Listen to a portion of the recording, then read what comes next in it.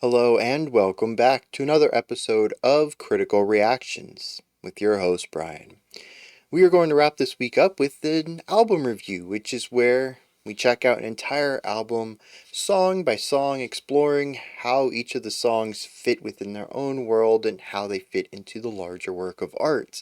Today we're going to be looking at Landberk's album. What is this album called? We'll get into this in a second, why I'm having difficulty finding this. It's called Riktigt äkta. It's probably not a perfect pronunciation of it. It is Swedish, which I tend to be a little worse at, but I'm also not going to pronounce the track titles. I'm going to call them the track number, since they're all in Swedish. But the thing here is there's only 6 tracks, and it's not on Spotify. The person who requested it gave me a YouTube playlist with all the songs. There is a bonus track. It is only 2 minutes long. I figure there's only 6 tracks already. We'll throw an extra 2-minute track on there. I don't usually do bonus songs, but that one's fine, I suppose. But they're across multiple channels, which means they're all mixed, or I should say mastered, differently. All the volumes are a little different. I've tried my best to normalize the volume across the 7 tracks.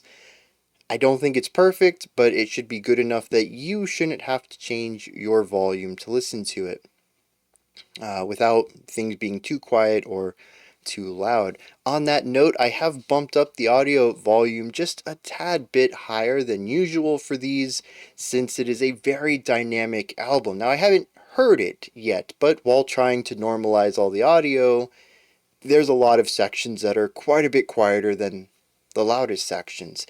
And the final note is that I couldn't find any lyrics for it, but fortunately, the person who requested it hand translated it. Gave me a very literal, direct translation of it from Swedish to English, and hopefully that will take us far enough in the lyrical discussions to understand what these songs are doing. So, with all of that said, let's get this rolling. I'm going to start off with the first track, since that's how you normally listen to albums, which kind of makes me wonder if there's any albums that you're supposed to listen to out of order. I've heard of novels like that, not even just like choose your own adventure novels, but I think there's I can't think of the author's name. Dang, I can't remember the name of the book either, but there's 2 versions of it. The version that was released first, and then a remixed version where the chapters are put in chronological order, maybe? And both are supposed to be valid readings of it. I'll have to get back to anybody if they're curious about that. But let's dive into this. We're here for an album review. Let's check out this first track that Landberk is bringing to us today.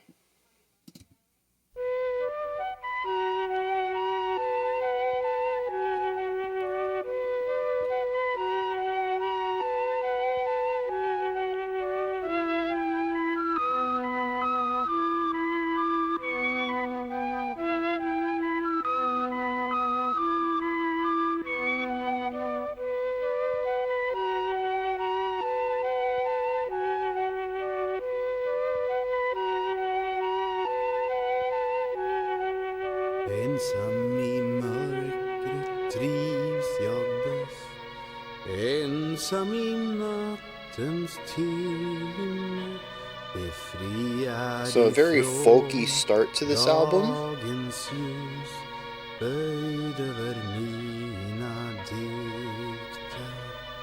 Natt efter natt är jag här för att få svar på gåtor. Jag vill inte vara kvar.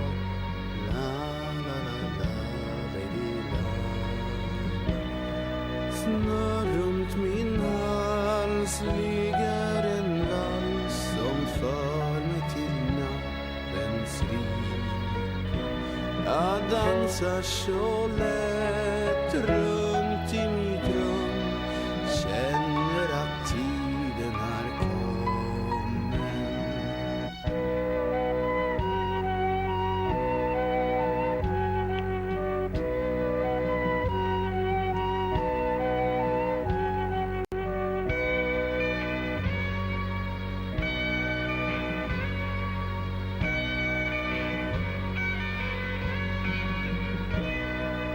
A little bit of that electric guitar back there. Interesting choice against all the other acoustic instrumentation. Playing a variation on that main motif that we had heard from the very beginning on the flute or recorder type instrument.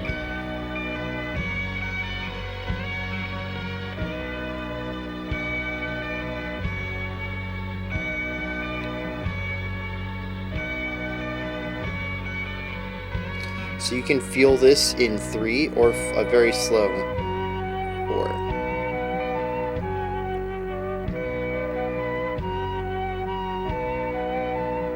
There we go. Or 1, 2, 3, 1, 2, 3. Which gives it a bit of a hemiola vibe as we have that 2 against 3 feeling.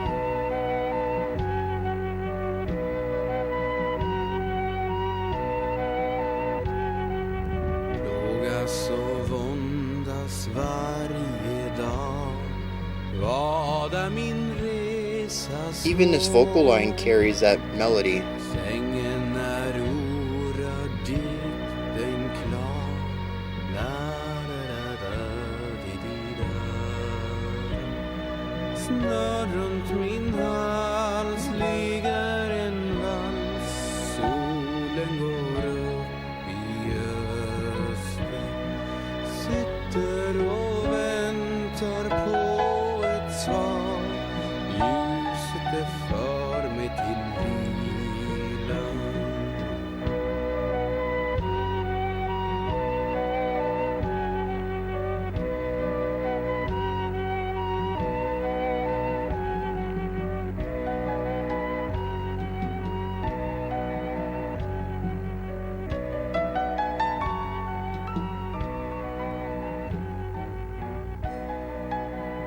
Very light percussion too.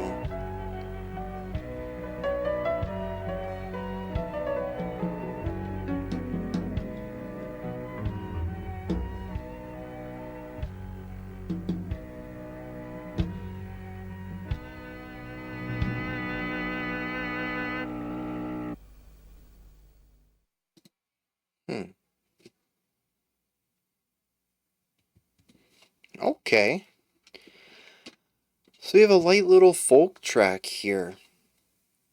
We do have what feels to me is a call and response in the structure.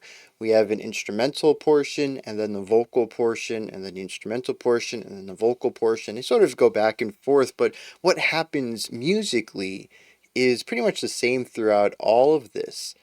We have very basic percussive elements underneath. They're there primarily to direct the song forward, to give these slower accented beats. They're not really there to spice anything up. They're not there to provide energy. It's really, really metronomic with a little bit of syncopation, particularly on the lightly hit drum head, which as far as I can tell is something much akin to a folk style drum, which would be a wooden rim with some sort of stretched something over it, and then hitting it with some sort of mallet. That's what it sounds like to me. It sounds very distinct from a modern tom, I think would probably be the closest, although maybe the hollow sounding could also, I guess it's kind of similar to a snare with the beads removed from the bottom drum head. But yeah, there's something about it, the timbre of it, that feels more like an older style of percussion, more so than a modern one. Yeah, a little bit of like ba, ba, ba, ba. Some little extra hits between the primary accented ones, but really not a lot in here. The purpose of the percussion is primarily to be that metronome, to give the backbeat. We do have a lot of chordal stuff going on. What sounded to me possibly some sort of cello, maybe some sort of bowed lower instrument. And then above that we have the melody. And I say the melody because I'm fairly certain we only have one. We get a small variation of it at the end on the piano. We actually heard it with the vocals playing the same thing, and then the piano went and did this own little variation on it for a little bit before lining back up, but it still hit the same key notes at the same key times. It was more about adding flourish where the vocals weren't. We first hear this on the woodwind instrument. I believe it's some sort of whistle or a flute possibly at the beginning of the song. This instrument picks it up often. After it passes it to the vocals, it comes back to this woodwind instrument. However, after the second vocal bit, it got passed to a piano. There might be some changes to it as it gets passed around, but from what I heard, at least 80% of it was identical. So it is a really strong motif in this song and isn't acting as some sort of verse lick or verse riff or verse motif, however you want to word it. It is an idea that is consistent regardless of what section we're in the song or who is performing this line. And that's the song.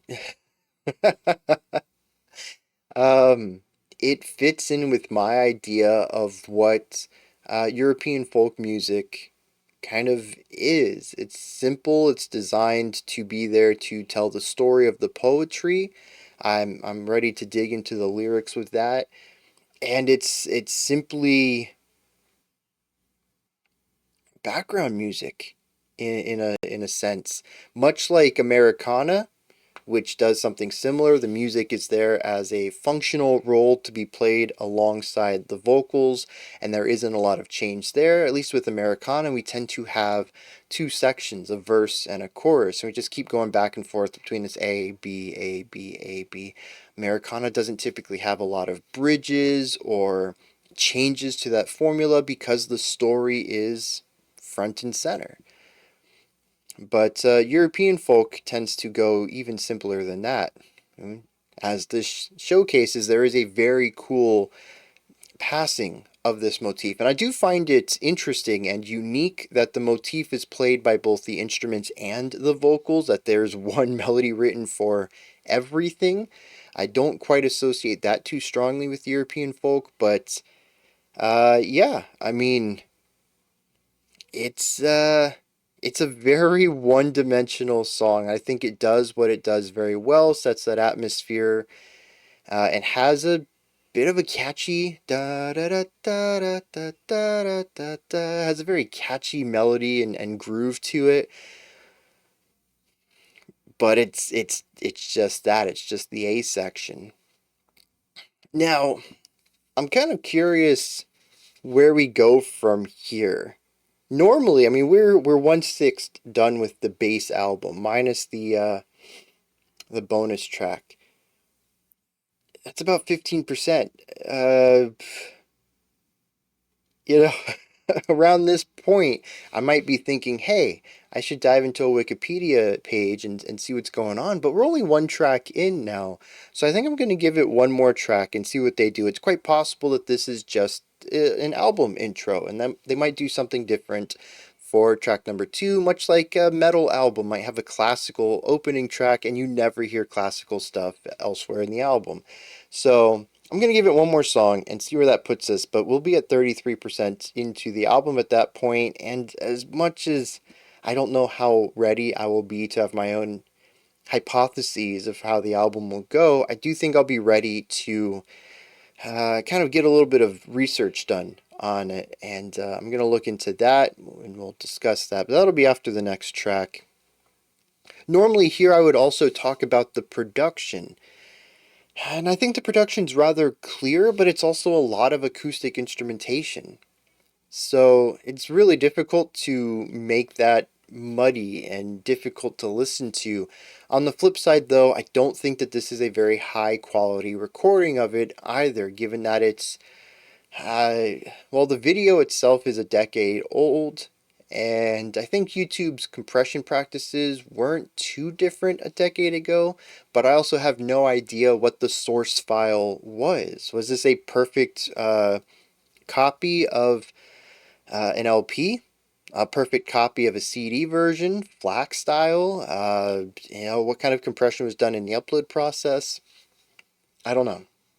It sounds clear enough for me to understand it, but it is a bit compressed in a lot of ways. So, I don't know. I find it difficult to speak about the production on this because I have a version of questionable quality. But, at the end of the day, I can hear everything. And I will take that any day. It may not be the best version, but it's good enough to digest and talk about compositionally. There was one thing. Speaking of how this is all acoustic instruments, it wasn't, right? There was an electric guitar in here. I'm still trying to figure that one out. Is this some sort of progressive folk? If so, compositionally, it's not very, but the introduction of an electric guitar in here is a very distinct choice. It stands out from everything else. It almost ends up feeling quite anachronistic for me. It is the only thing in here. They didn't even bring in a modern drum kit for the percussion. To my ears, they went acoustic folk for that. Modern drum kit's acoustic too. They went more traditional for that. So some point in the creation of this song, they said, you know what? I want distorted guitar in here. And it's not super distorted. It's fairly clean, but it does have some bite. And it does continue on with the melodic motif. It doesn't really change much there. It's just a new color in the palette. It's a new sonic tone, a timbre. Yeah, I'm not sure what to make of it, though. It comes out of nowhere. It's quiet, though, and I find this to be interesting, too. Primarily because a topic I've spoken about in the past is that our ears and the way that we hear music tends to translate volume and sound together. And when one of those is out of sync with the other, things can kind of seem a bit off. A sort of auditory uncanny valley. If someone's screaming at the top of their lungs, physically you can see the scream, you can hear the distortion in the sound, the cracking of the voice, and yet the volume is quieter than the air conditioning in the room or something like that. Something's a bit off. You immediately think, oh, is the atmosphere strange here? Are we in space? Is there a vacuum? Right? You have to think about other ways. It immediately kicks in because something isn't right here. And that sort of happened to me.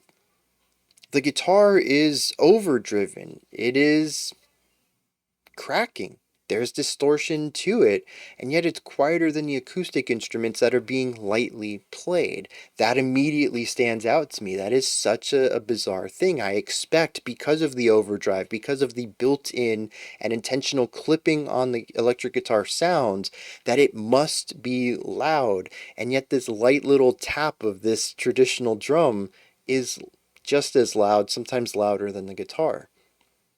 So again, it's another intentional decision to add this in here in a way that feels appropriate for the song. The electric guitar is certainly balanced well against the rest of the instruments, but sounds out of place. I don't know yet. I think this is a fine song. I'm glad I've heard it once. I wouldn't mind listening to it a couple of other times, but I don't know that I would seek it out given its static nature. It does have some cool movement to it, but on paper it is still just one idea played over and over and over and over. However, it was very pleasant to my ears, though I do have some questions, particularly about the instrumental choice. So, yeah, I feel like that's a short analysis for this track, but there wasn't a lot going on with it, and I'm curious about the rest of the album now. Where are we going to go from here? Granted, every other song is about twice as long, so there's room for more exploration on those, and this can actually feel a bit like an intro because of the length. So I'm kind of hoping the rest of the album goes in a different direction, though I would not be opposed to just exploring a light, fun folk album. I don't think that would be bad, though I just don't know how much analysis I would have for that unless the one or two sections they're exploring in each song has some extra depth to it. But folk traditionally doesn't. Anyways, I'm going to check out some lyrics for this, and then we're going to press on. Alright, this first track is, it's honestly, it's me in poetic form. It's about somebody who enjoys staying up late at night. They find that they can do their best work then. They call it the hour of darkness that they enjoy the best, that they're freed from the light of day. Now, what do they do here in the middle of the night? It says, I'm bent over my poems. Night after night, I'm here to get answers to riddles. But I don't want to be here, or possibly I don't want to stay here.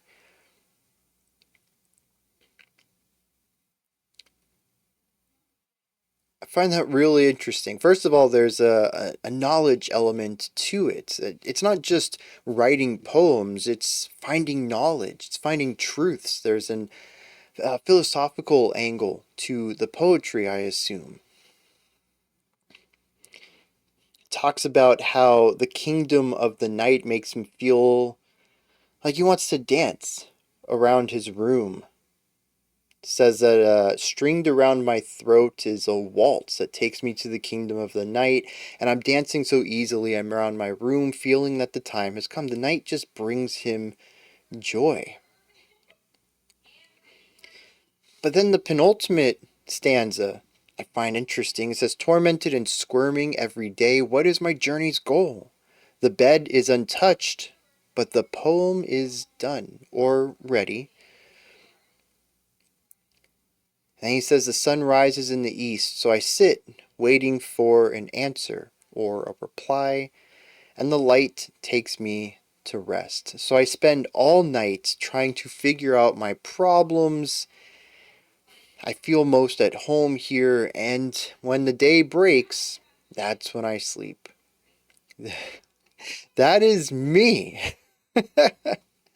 During the day, I make the recordings and stuff. I do the reactions, and I take care of my kid and all that. But then at night, man, that's when I get to work. That's when I start building different ideas for the channel. It's when I start working on spreadsheets for the channel, websites, merch ideas. I have so many text documents all over the place of ideas that have come to me late into the night for how I could proceed forth with the channel, how I could improve it or try something new and all that stuff. Yeah, that one line note, the bed's untouched, but the poem is done. Yeah, I figured things out. I came to a conclusion. I put a ton of work in. Never got a wink of sleep, though. Yeah, I can get behind this track.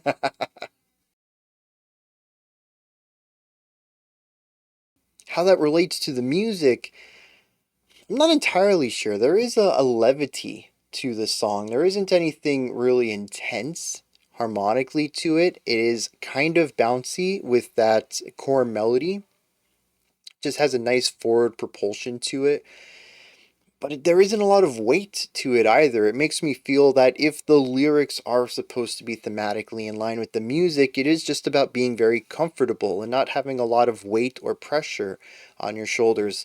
What is the task that is being done here overnight isn't one that is of maybe possibly great import. Maybe there's just not a strict deadline that's closing in either. It's more of a joyous one, just kind of free form thinking and seeing what kind of ideas your brain can come to in the place where you feel most comfortable, or possibly in the time frame you feel most comfortable. I think the song works from that angle, though I don't know that I would necessarily say that they're designed to be as intricately locked like that. I think that the music also just feels kind of generically European folk too, so it could be that the music and lyrics were written in total isolation of each other from that perspective. Alright, so let's keep this going. I am not going to pronounce, well, I think I said any of these Yeah, I'm looking at the rest of the titles. I'm not going to pronounce any of them, but this definitely, I put this one into Google Translate and listened to the pronunciation of it a couple of times, and that's when I decided it's not going to happen.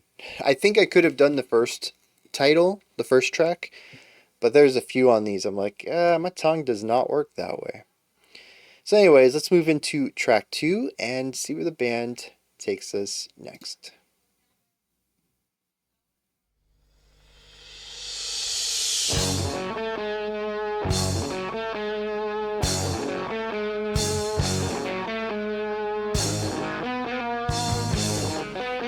Okay.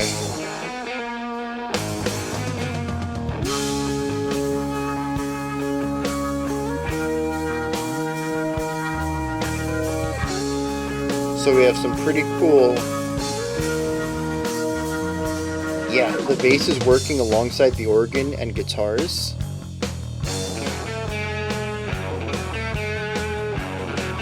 Once again, a really strong, forward-moving, short motif.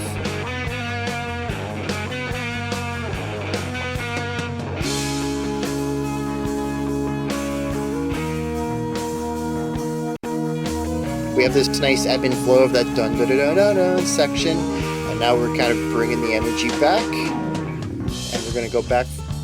I thought we were going to go back to the Motifs section, but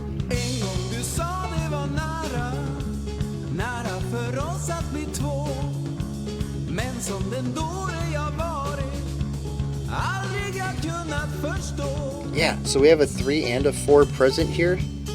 Ooh, really fun cymbal work on the bell of the ride. Nice little snare idea.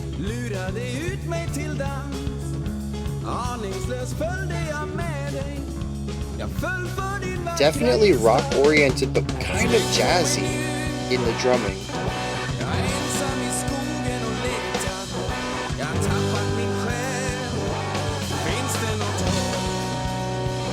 A little bit of a Spanish chord progression.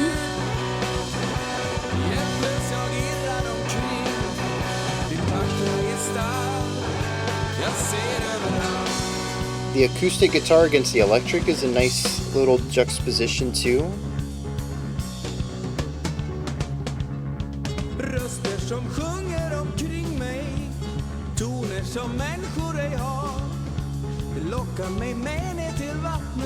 So our intro was split into that push-pull, ebb and flow, and now we've had this verse.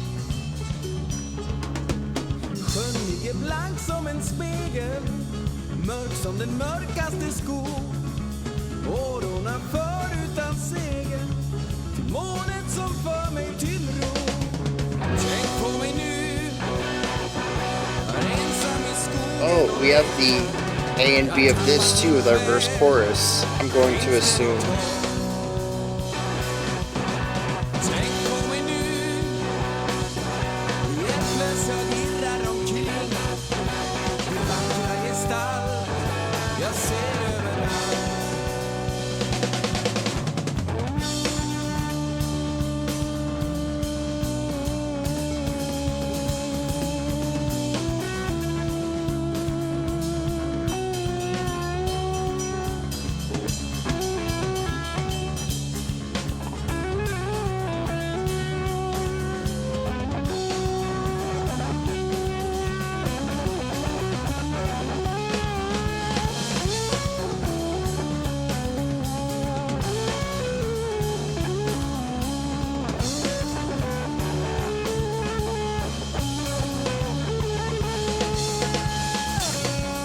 Curious what the release year of this was.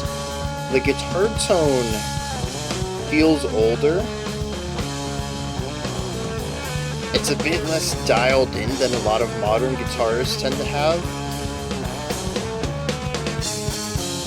It's also a very wide sound.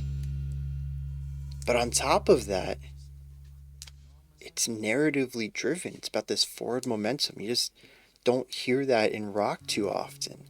Not modern anyways.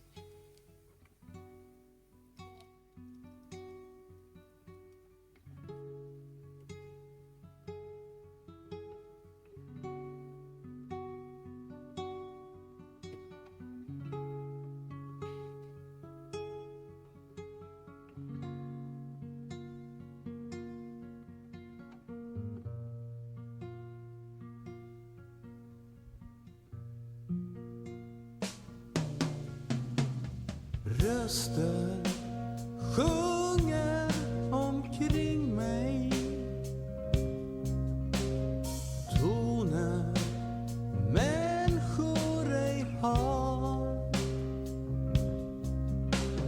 lockar mig med ner till vattnet. So I actually thought that this chord was a little harsh. I was like, oh, that's interesting. Tension on chord 2. But it's because I think the chord progression is chord 1, chord 2, chord 1, chord 3. And so there's always this returning to home idea. And so we put the tension on bar number 2 on our second chord, and our resolution on bar 4 where it belongs, but on chord 3.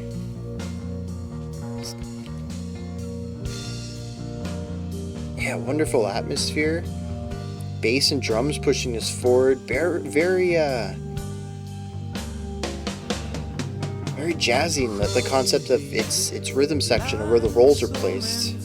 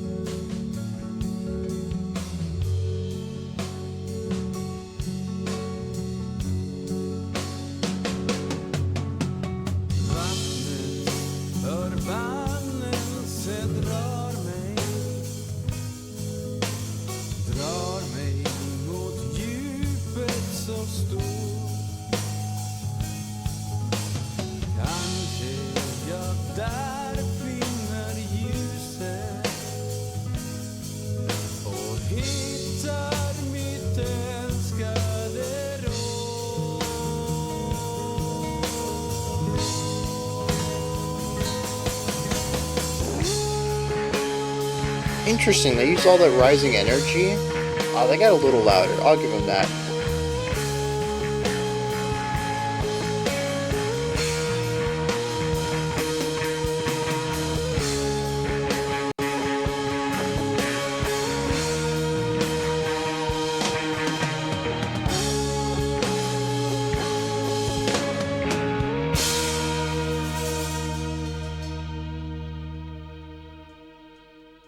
Okay.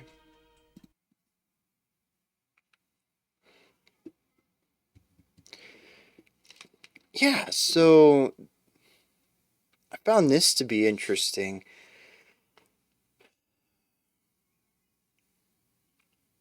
Sonically, our palette is very different. We have gotten rid of the tin whistle or the flute that we had. We got rid of the piano. We got rid of the cello. All of the acoustic instrumentation we had in our first track is gone. However, much of the writing is the same. This does feel like they're retaining as much as they can from that folk element into this rock style. And a lot of that shines through in repetition and role placement. Now, interestingly, the role placement also, I see some parallels with jazz as well, primarily with the rhythm section. But also the structure overall kind of feels folkish in some ways, primarily because we have this back and forth of two ideas. We have our intro. The intro has an A section and a B section. Moves back and forth between the two of them a few times, gives us a really nice ebb and flow as one has more forward momentum and energy and the other one is a bit more laid back. And then after doing this a few times, we head into the verse, and then the chorus, and then the verse, and then the chorus. And we have this back and forth, once again, giving us a strong ebb and flow of driving energy and relaxed energy. This concept of moving between two similar but diverse ideas is strongly rooted in folk music.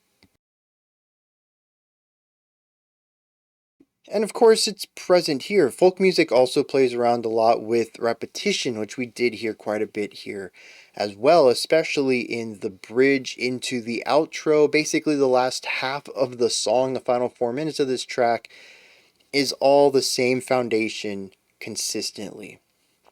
And it is a section that is as long as our intro track was, and it was also static. So if we ignore the A B A B A B C D C D structure that we had in the first half, which was sort of varied in its own right, but also had a lot of this folk back and forth going on, we'll find a song in here in the back half of this track that is very, very similarly written to the first song, just without folk instrumentation this time around. And so I'm curious if I'm just seeing that pattern, that parallel, because we just got done with a very traditional folk song, or if it's actually built into this. Is this intentional? Are they doing some sort of rock folk thing, some progressive style of writing, in which case in which the progressive rock element is less due to a modernization of sound and one about trying to pair it with an older one. If so, that's very cool. If this does end up being this idea, it's prog rock in a very different vein than some of the big prog rock bands of the past. Prog rock as a genre, especially when we're looking at the 70s prog rock stuff, every band was kind of doing their own thing. The point of it, much like post-rock or progressive metal, was taking a sound and pushing it in new directions, seeing where it goes, how far you can take it. There is this idea of exploration, and we tend to find identity through that as well. Different bands are going to push the sound in different directions. But I would say that especially as bands became a bit more practiced in what they were doing, and as the years have gone by, prog rock shifted from a point of experimentation to a general sound, as this happens to do. Post-rock at one time was very chaotic. Post-rock would encompass a lot of sounds as long as it utilized the rock palette. Composition could be anything, but over time, post-rock became long, drawn-out songs that focused on atmosphere and build-up. It became a very uniform genre over time. And prog rock, when I think of 70s prog rock, as explosive as it was, I tend to have a very specific sound for it. And when we listen to prog rock revival bands trying to recreate the sounds of the time, they tend to have a very similar sound as well. So when I say this, it's not that I think all prog rock sounds the same, but I do have a particular sound in mind that the genre ended up converging upon. But what I'm getting at is that this is progressive rock in a very different direction than what I would think of when I think of King Crimson, or Yes, or Genesis, which, all being diverse, all kind of have a very similar vibe of what progressive is. And that's what I find really interesting about this, is that it's not really progressive compositionally, it's not really progressive structurally, it's not really progressive harmonically. It's progressive because it's smashing two genres together that I don't think I would have thought about. I mean, it makes perfect sense. And I think, we've heard folk metal, right? So folk rock shouldn't be any different. But honestly, is that even a genre? Can I just go look up folk rock on Rate Your Music, and there's a whole list of stuff there? I don't think we've listened to anything like that on the channel.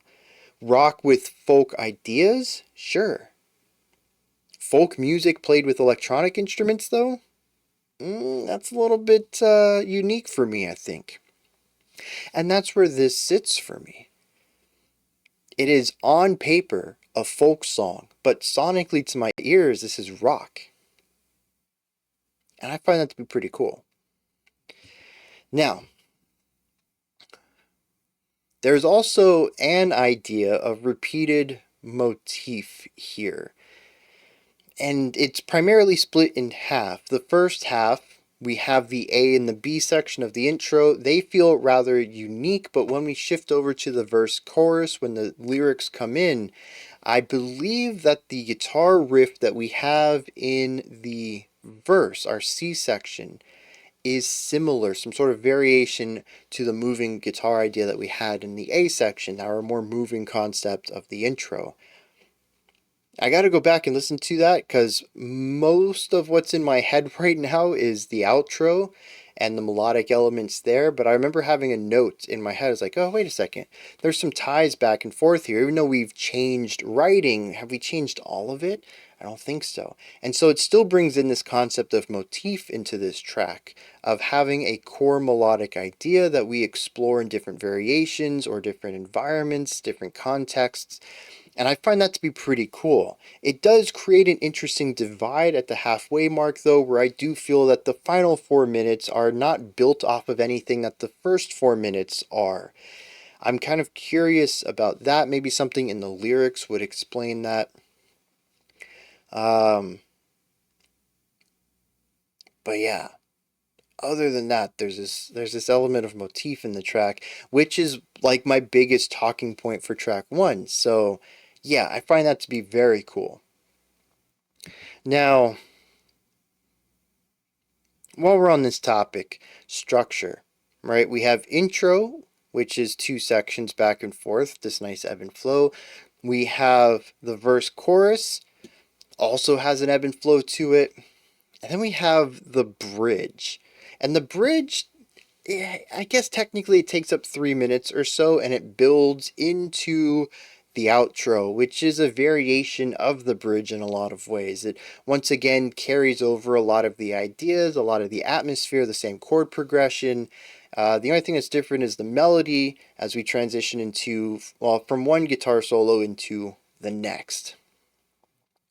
And then, of course, that just leads us to a bit of a slower ending, hold out some notes, and then just this natural decay of sound for a fade out. This structure is very interesting because, on one hand, I have it written out as A, B, A, B, C, D, C, D, bridge, outro, which would be E, F technically, or E, E, tick, as I mentioned that the outro is very much based off of the bridge. But another way to look at it would be intro, A, B, C, D. It really depends on how you want to break up the ideas.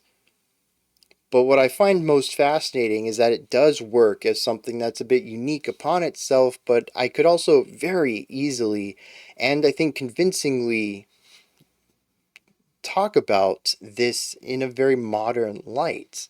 The bridge is distinct and it's lengthy and it doesn't go back to a verse or a chorus. It wraps the song up, but ending on the bridge is kind of something we hear a lot of in modern days. So yeah, it's just, I guess this is one of those points where when it comes to music, it's all about perspective, right? It's like time signature. You can give me a song written in 4/4 and I can write it in a totally different time signature. It's going to look weird. It's not going to be intuitive to read that way if you're the musician handed the sheet music, but it would rhythmically make sense. I mean, how many times have you listened to a Meshuggah track and you're like, this rhythm is bonkers, and then they hit you with, well, it's just 4/4. It's not that crazy. Like, yeah, it's all time and math and stuff. However you want to interpret it, it's up to you. And I suppose that structure can be done the same way. This can be something that feels overly complex, but if you really need to break it down into something more digestible, I think it's really easy to do that. And I find it fascinating how it can feel very progressive and kind of hyperlinear in one way, and when you look at it in another, it's like, oh, this is just the modern structure. I find that to be fascinating. It's one of those areas where, I don't know. Like I said, I guess it's just about perspective. however you want to look at it. I find it easier to think about it in the more complex linear way, but that also demands that I see that the two opening riffs are distinct of and not of one idea, because it's very easy to see that faster moving idea and the more laid back idea as two sides of the same section. Where I see an A and a B, you can just say this is the riff. We have this phrase, we repeat it again, then we go into the verse. And from that perspective, you just have your intro idea, you repeat it twice. Now you just have an intro section. I'm curious how they see it in their minds. Instrumentation is rock music, right? I had mentioned we had the electric guitar on track 1. Very confused about that. It kind of makes a little bit more sense here, moving into a pure rock song. But at the same time, I'm still a little confused about it. It seems to have been there as a bit of an Easter egg, a foreshadowing of sorts. Look, we have this cool folk song.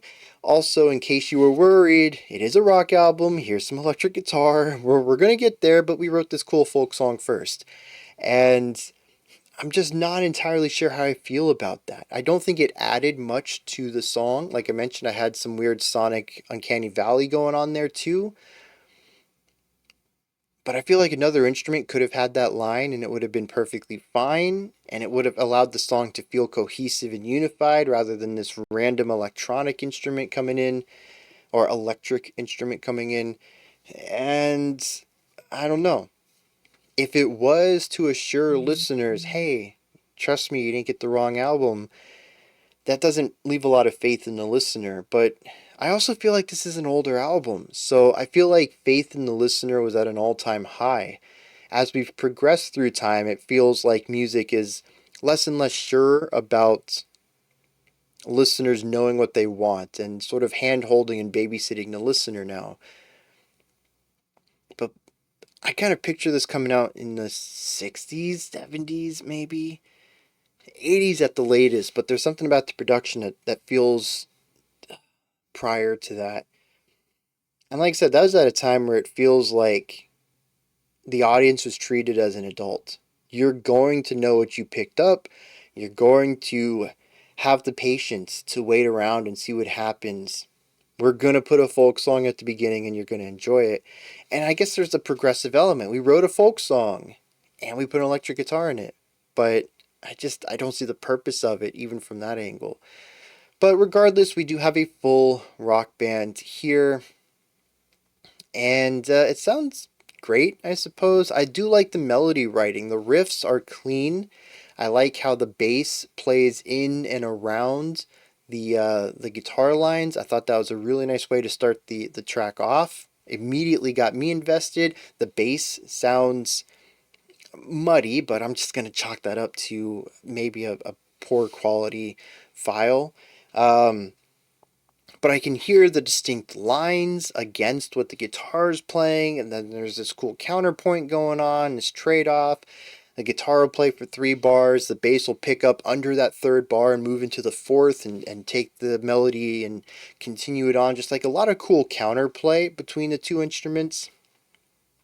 We have the cool electric guitar versus clean guitar going on in the chorus.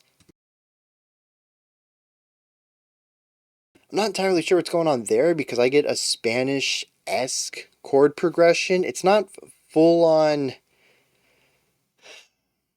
It's not a full-on Spanish progression, but there's something in it that kind of reminds me a little bit of a flamenco, and I don't know particularly what it is. That whole section, though, I don't know. I'm very confused about it. Maybe it's just some of this more progressive, and we'll touch on that in a second. Let me make a note so I don't forget to get there.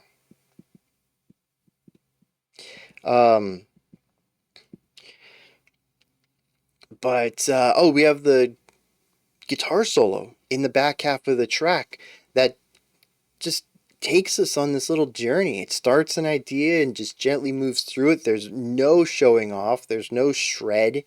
It's very very tasteful, very concerned with the moment. Should I hold this note out? Sure. That moment passes. Should I keep holding it out? Yeah, a little bit longer. That moment passes. Should I hold it out? Nah, let's move on to something else. And it's just very relaxed and confident with its pacing. And again, having this confidence in the listener to have the patience to follow along with it. And it ends up being this 4-minute long, mostly linear guitar idea. And I find that to be fascinating. It has a nice build up too that goes into the final 40-ish seconds of the song, punches through with an even more dominant guitar sound, more volume, increases the harmonic intensity. It's just a really big ending that's all built up from this lengthy guitar solo. Everyone else is just sort of chill. There's a lot of cool ideas going on here from the rock stuff. The vocals, once again, just really catchy as always. And the drums they're fine. They sit somewhere between rock and jazz and folk in an interesting way. I don't know how to quite place it. There's a lot of cymbal work. A lot of the rhythmic ideas, the syncopation, comes from the cymbals, including a rather lengthy section of using the bell on the ride cymbal with these really cool syncopated grooves. The snare is rarely used at all. I think I've heard a few ghost notes and a couple of accents, in at least in the first half of the track. The back half, it gets used a little bit more, but it's very sparse usage. And then we have bass kick, which has given us more of this metronomic rhythm. It kind of functions somewhere between syncopated jazzy groove and completely functional human metronome. And I don't know where to put all that. It feels closer to that purely metronomic style of drumming we heard in track 1, but we have cymbals this time around, and they're not metronomic. They add groove and rhythm to the track. If it were rock, we would have more snare, but if it was pure jazz, we would have less bass kick. And there's almost no tom at all. So, yeah, it's a really interesting subsection. I don't even know what you would call it. It's where all this stuff sort of meets, and they find a unique way of playing the drums in a very minimalistic way at that.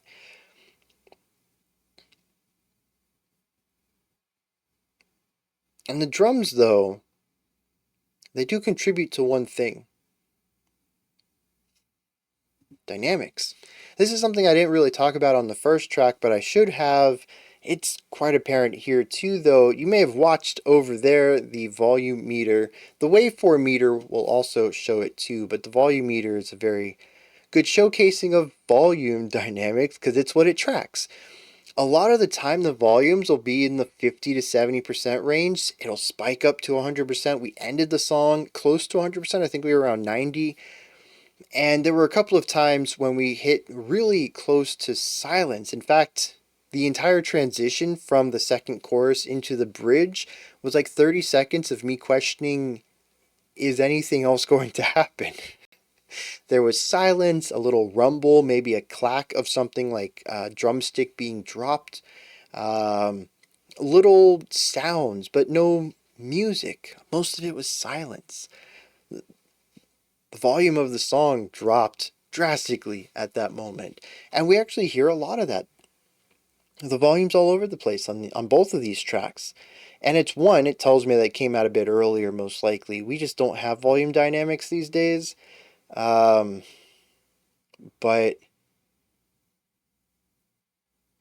yeah, I mean, this is wild. This is like classical level of volume dynamics. Even when we listen to some older classic rock, some prog rock from the 70s, some of the psychedelic stuff from the 60s, the dynamics don't even swing this wild on those tracks.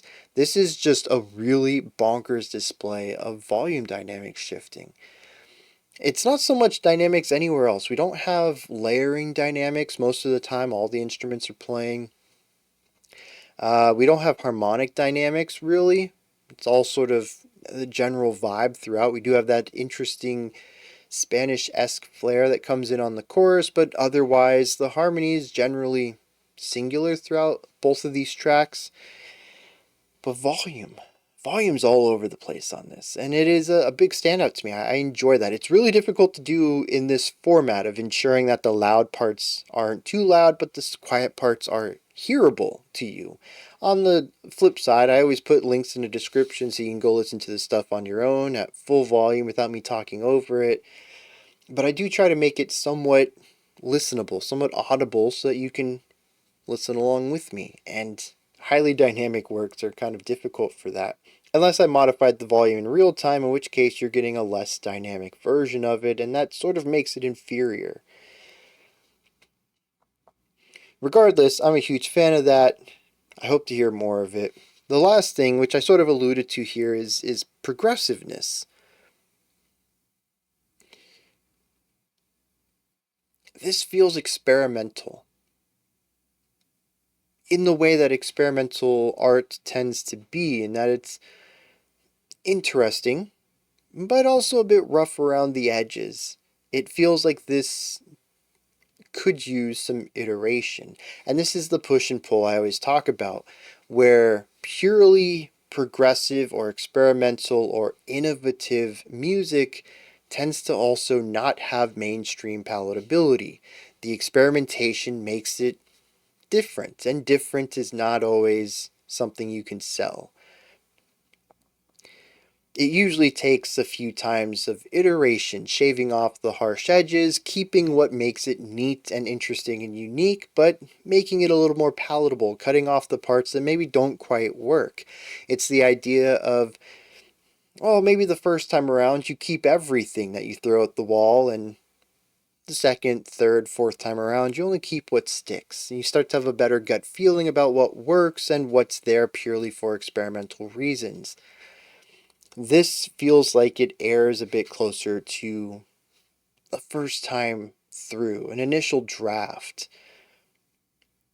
There are some things that are very cool, and I'm actually happy with most of it so far, but I do think that this would be a hard sell for a lot of people, and there are some sections that I listen to and I'm like, that didn't quite work as well as I think they wanted to. The intention was strong. The execution left a little left to be desired.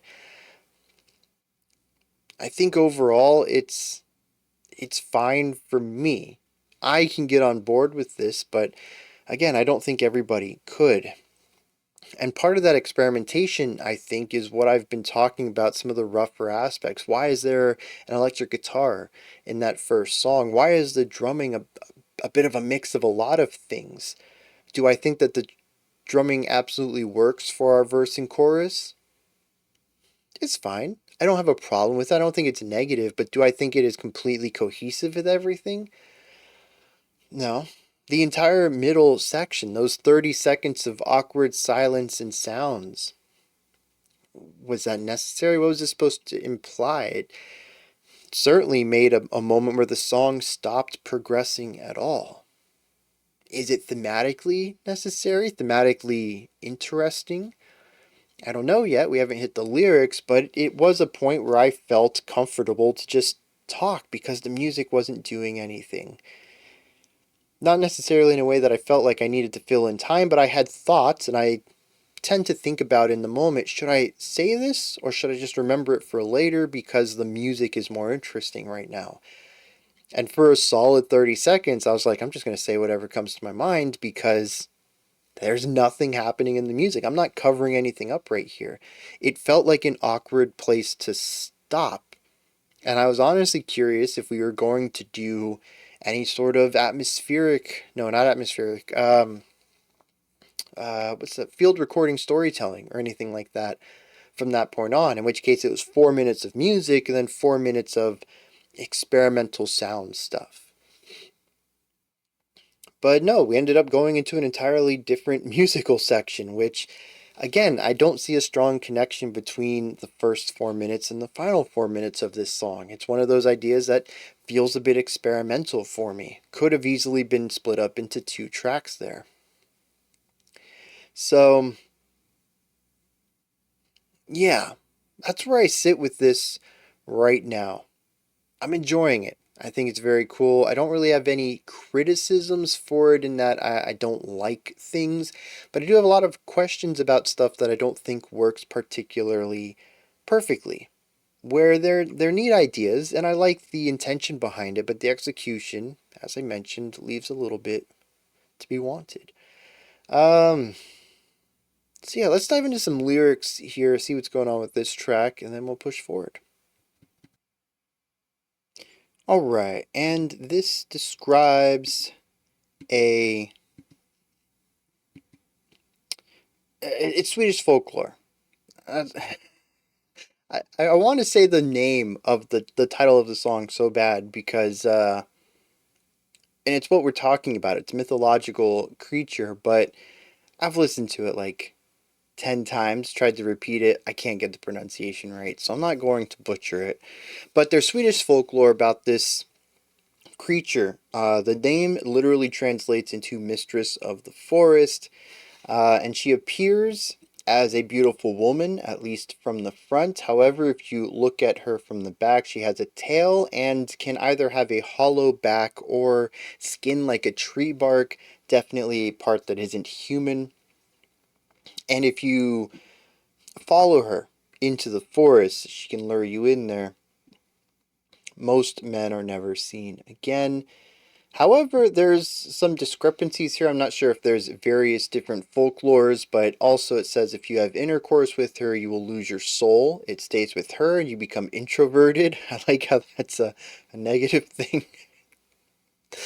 But also it says that if she seduces a hunter, then he may be rewarded with good luck in the hunt. But if he becomes unfaithful to her, he'll be punished with numerous accidents. So yeah, if you follow her, you'll never be seen from again, but also maybe you'll just be an introvert, and also maybe you'll have the best luck ever in your hunting for animals. So it's quite varied. Like I said, it might be regional changes or just different versions of the folklore. The song itself, though, focuses on somebody who is lured out into the forest and then becomes lost mentally of themselves, but also within the forest physically. And they continue to look for this person that they chased into the forest, but can't find, though they see them everywhere. It says, "You lured me out to the forest, lured me out to dance, and clueless I followed you. I fell for your beautiful figure." In comes the chorus, "Think of me now. I'm alone in the forest and searching. Is there any hope? I think I've lost my soul. Helpless, I'm wandering around, and everywhere I look, I see your beautiful figure." Says that there's voices that sing in tones people don't have. So there's a supernatural, non-human element here. Says it lures me to the water, and there you shall be my bride. The lake is as clear as a mirror.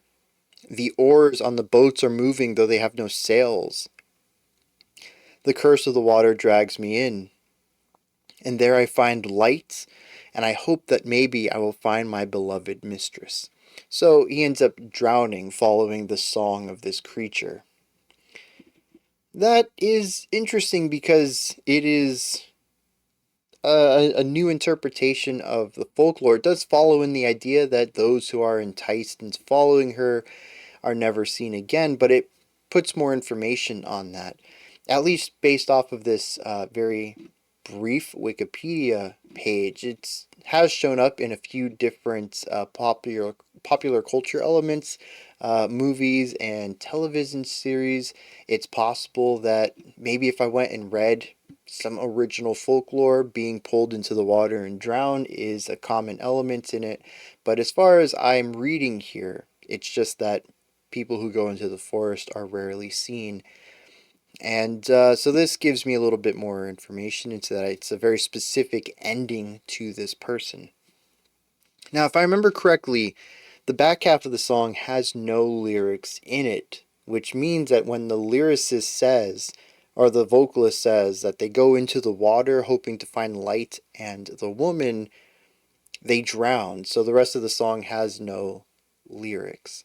There is a build up there as well though, so I'm kind of questioning if maybe that's supposed to be the drowning incident, the rising tension and intensity of the music that rises to that absolute peak and then fades out in the final 3 seconds.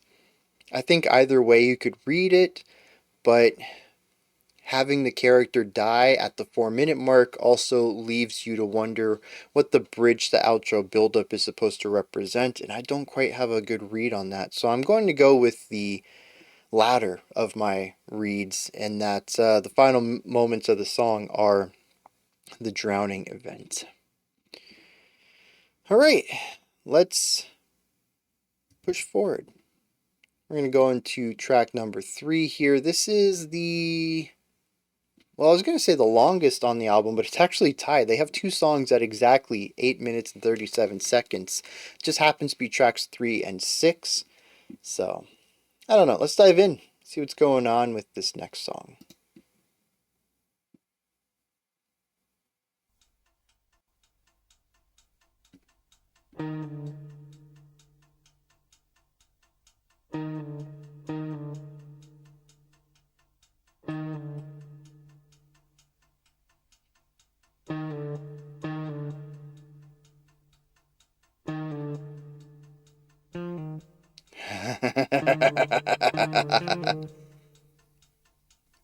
A couple of calls, finally adding in the responses.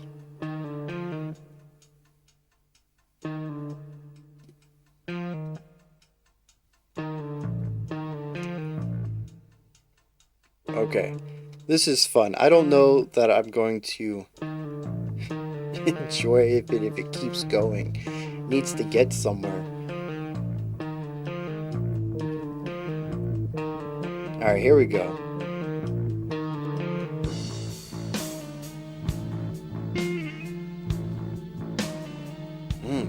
A lot moodier than the other 2.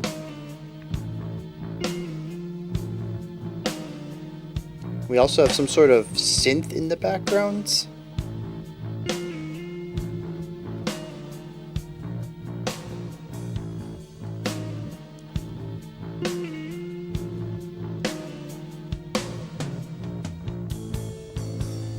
Hösten den känns i min makt.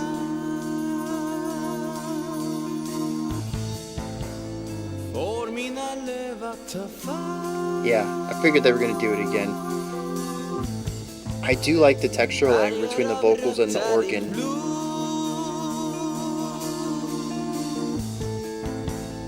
Färger av brunt är likt jord.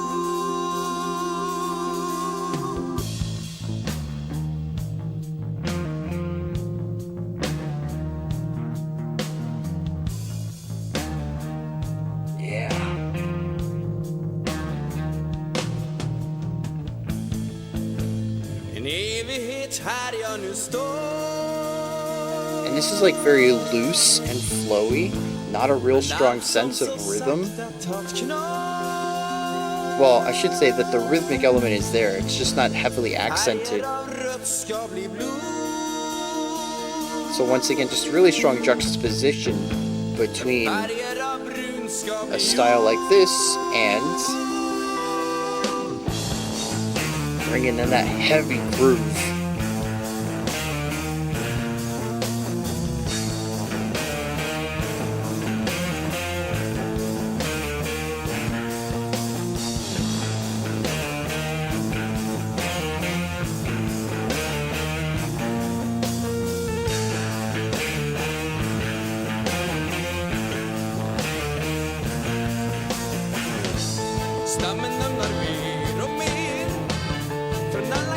We got an accordion in here?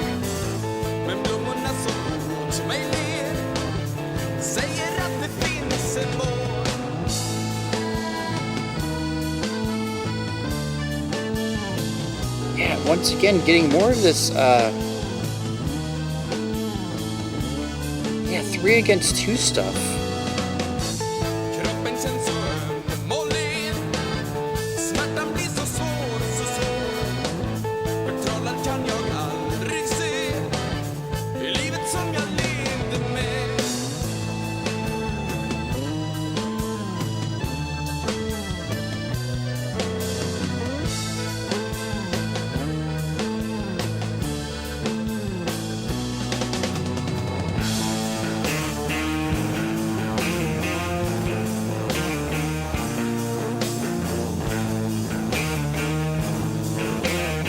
We had a different section prior to this. That was cool with the accordion, but we came back to that da-dum, da-da-da-dum. That's been our B section for this entire track almost.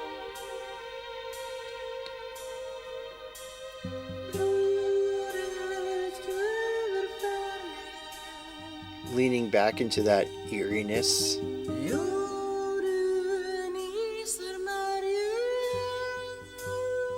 Interesting digitization on the vocals too. I suppose it would have been possible in the time frame that I think this came out in, but it also feels something distinctly more modern in that they might have been ahead of their time on it.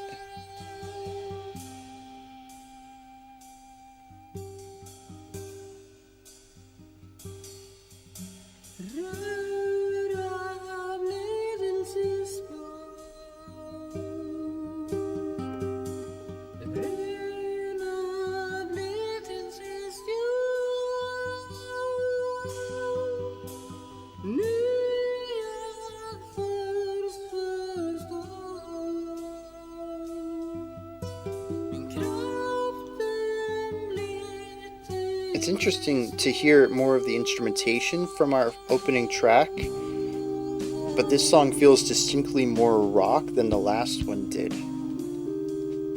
So if the last one used the composition of folkier elements, this one's using the timbres of folkier elements exclusively in both situations.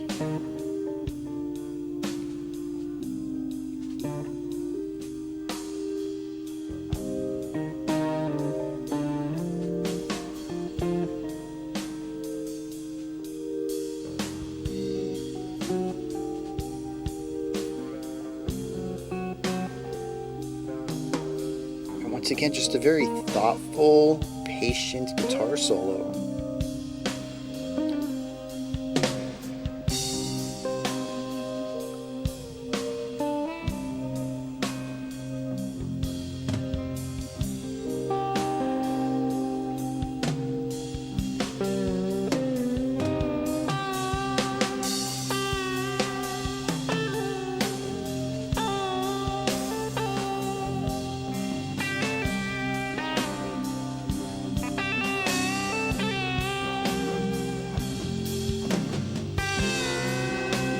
Also, it's interesting to hear this shift from the heavier stuff earlier in the song.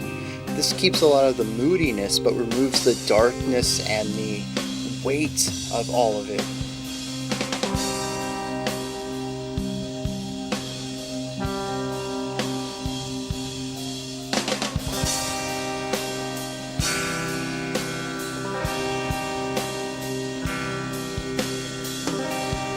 It's tough for me to keep up with the drum pattern too.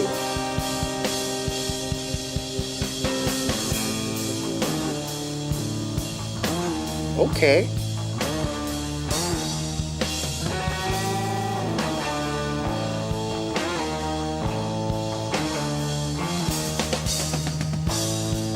So we're bringing back some of the composition, but with a very different feeling.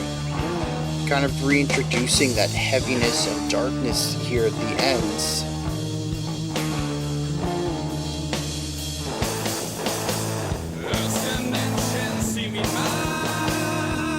And finishing this with a final chorus.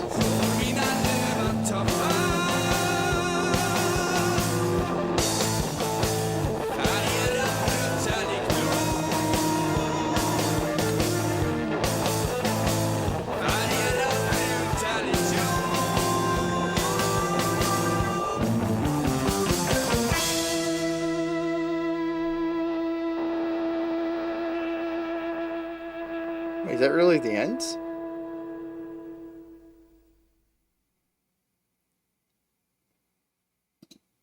What an awkward ending.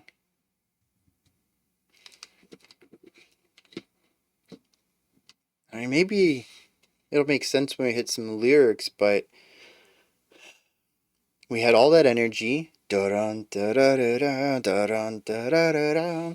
We had the vocals on top of it, pushing the song forward. We end that chord progression, and we just have like 4 notes that feel divorced from that chord progression we just resolved, and then it just stops. It's just I don't know, to me it's a very awkward place. They could have stopped it at the end of the chorus and allowed that to fade off, and that would have felt a little bit more natural, albeit still a bit harsh, immediate. But that just felt awkward and immediate. And that to me is a little worse, at least. Though that might be personal taste coming into that.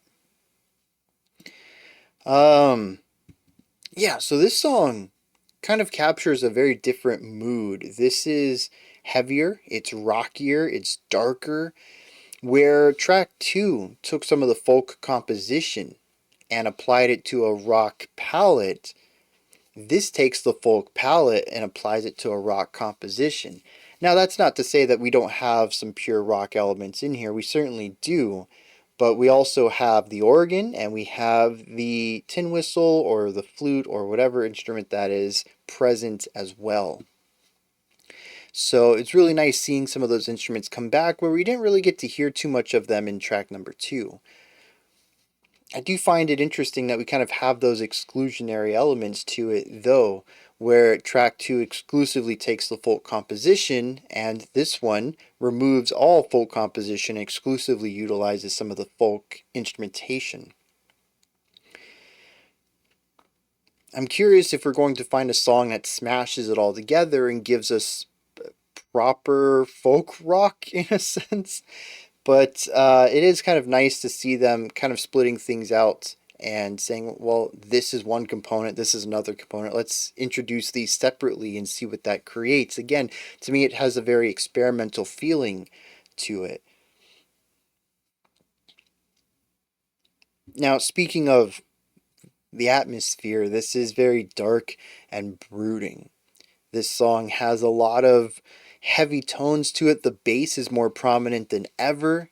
It utilizes a chordal progression that has tension and darkness to it. We aren't in that brighter vibe that we were in from tracks 1 and 2. This one just feels heavier. And that comes from the timbre usage. It comes from dynamics. We have a lot of accented hits on the drums and the guitars together.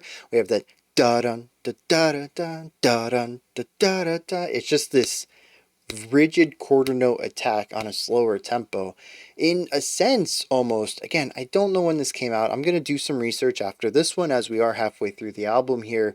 I'm going to find out personnel list, instrumentation, release year, all sorts of stuff about it, kind of get some exterior information into my brain outside of just the music itself. But it almost feels proto-Doom to me. And it, in a sense, kind of reminds me a little bit of Black Sabbath.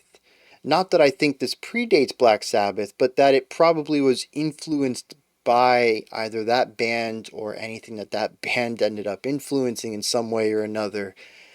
Because the slow tempo and just those heavy downbeat accents mixed with the darkness and eeriness, the antagonism of the music, just instantly remind me of Black Sabbath. Now, that's not to say that they were definitely influenced by them. Black Sabbath was, it came from a different country entirely, but I don't know if I've mentioned this. This is, I'm pretty sure, a Swedish group. At least all the songs are in Swedish, and I'm pretty sure the lyrics were too, so I'm going to assume that the band is also Swedish. But, despite not having the internet years ago, which I still feel this is an older album, musical influences still found their way to traverse around the globe in very cool ways. I'm not entirely sure how all that it must have been just physical import and export, right? Magazines covering stuff from other places, people going around the world traveling and bringing music from their region to a new one and allowing it to go through, hey, I heard this band, you check it out. And they're like, oh, dang, I gotta get it. So then they import some stuff, and then, it's the whole thing, man. Information always traveled before the internet. It was just a little slower. Still boggles my mind, though. I think that's the thing that really gets me. It's like I understand information has traveled for thousands of years by the old way, word of mouth, of physically speaking to somebody. Um, but like when you look at music history and how influences became global in ways, it's just like, how? Yeah, I don't know. It blows my mind how fast information moved without the internet. And I think that's something that's really cool. I don't think I'll ever be able to experience it. When I grew up pre-internet, but also my days pre-internet were like childhood. I don't remember anything of it. I certainly wasn't of a global mind. I wasn't thinking anything outside my neighborhood. So, all that stuff is in a sense before my time in a lot of ways. It's just something I don't think I will ever be able to remember. Or not remember, but to experience or know in any way. At least I hope not. That would mean the internet's been destroyed somehow, or maybe electricity is gone, and that sounds like a real bad time. Not just like, oh my god, no internet, but like we're probably in apocalyptic times. That's what I was referring to there, of course. What was I going on here about though? Oh yeah, dark, brooding, proto doom kind of stuff here. It's interesting too because a lot of the emphasized beats are part of a faster moving idea, so it can feel driving and semi energetic in ways, but it also has this weight that pushes down. And of course, harmonically, this is just darker. This feels eerie, this feels malicious and sinister at times. I mean, dun dun dun dun dun dun. You put that on a modern electric guitar sound, it's going to sound gnarly. And we're going to touch on that in a little bit. I did make a note to really get into that because I think I brought it up in passing earlier and I haven't really touched on it, is guitar tone. But yeah, I mean, that's just a solid riff. It really is. For a doom metal band, it works.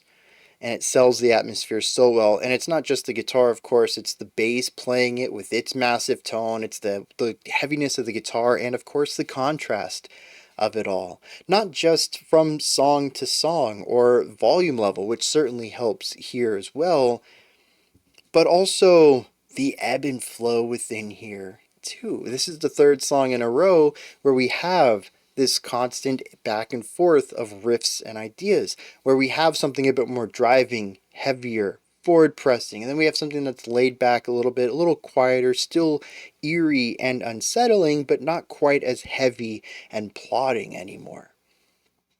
And we jump back and forth between the both of those. It's how they write music. We're halfway through this album, and has been my only consistent section of speech, of conversation.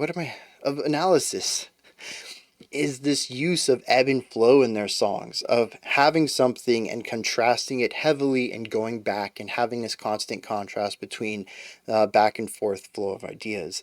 And we hear that here as well. Now, interestingly, just like on the last track, we have our back and forth in our intro, we have our back and forth in our verse and chorus, and then we hit a very distinct bridge.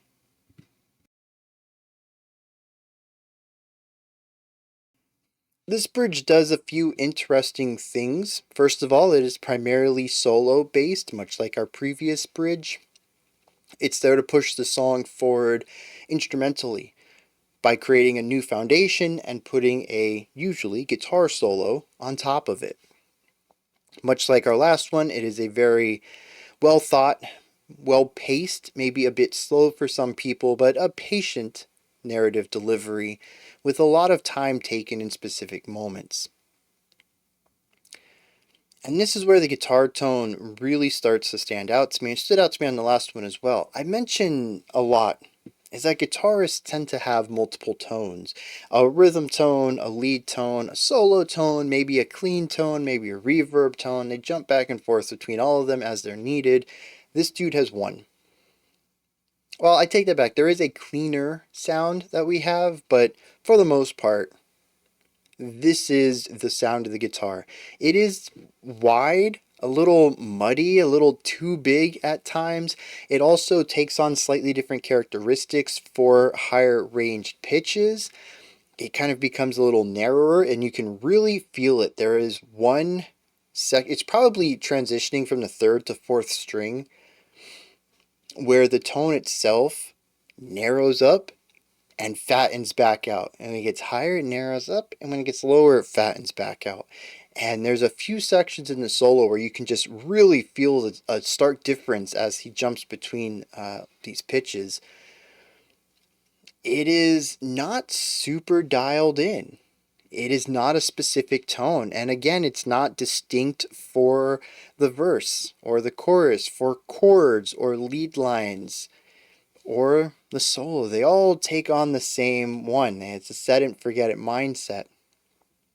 This is very older to me. It's one of the main things that, at least to me, says that this isn't a modern album.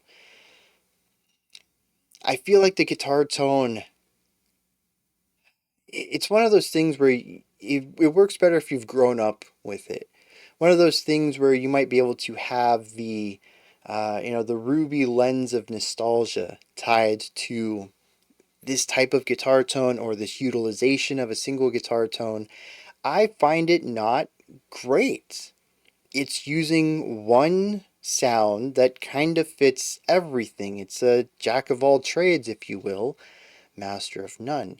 I am much more appreciative and enjoy a modern take on it where you craft the sound to the section, what you need at this specific time. I think that works a lot better. And there are sections in here where I think, okay, this kind of works. During that doomier section, yeah, 100%. This big, fat, low-end guitar sound, absolutely perfect for that. Some of the folkier lines from track 2, it kind of felt out of place. The solo sections for both songs, that was very out of place. It creates this static element. The guitar tone is the guitar tone. It doesn't develop. There's nothing dynamic about it. That can certainly work well in some thematic directions, but here it feels more like a technological limitation. It could very well be that at the time they didn't have a series of pedal boards that would allow you to create presets of a bunch of other pedals.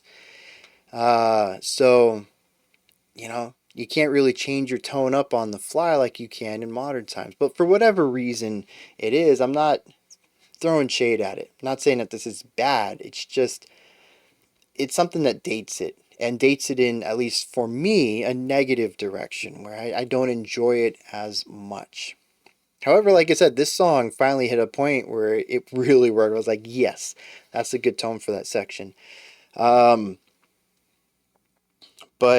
yeah, I'm really curious to get to the release date of this because my guess is like 72, 75 maybe.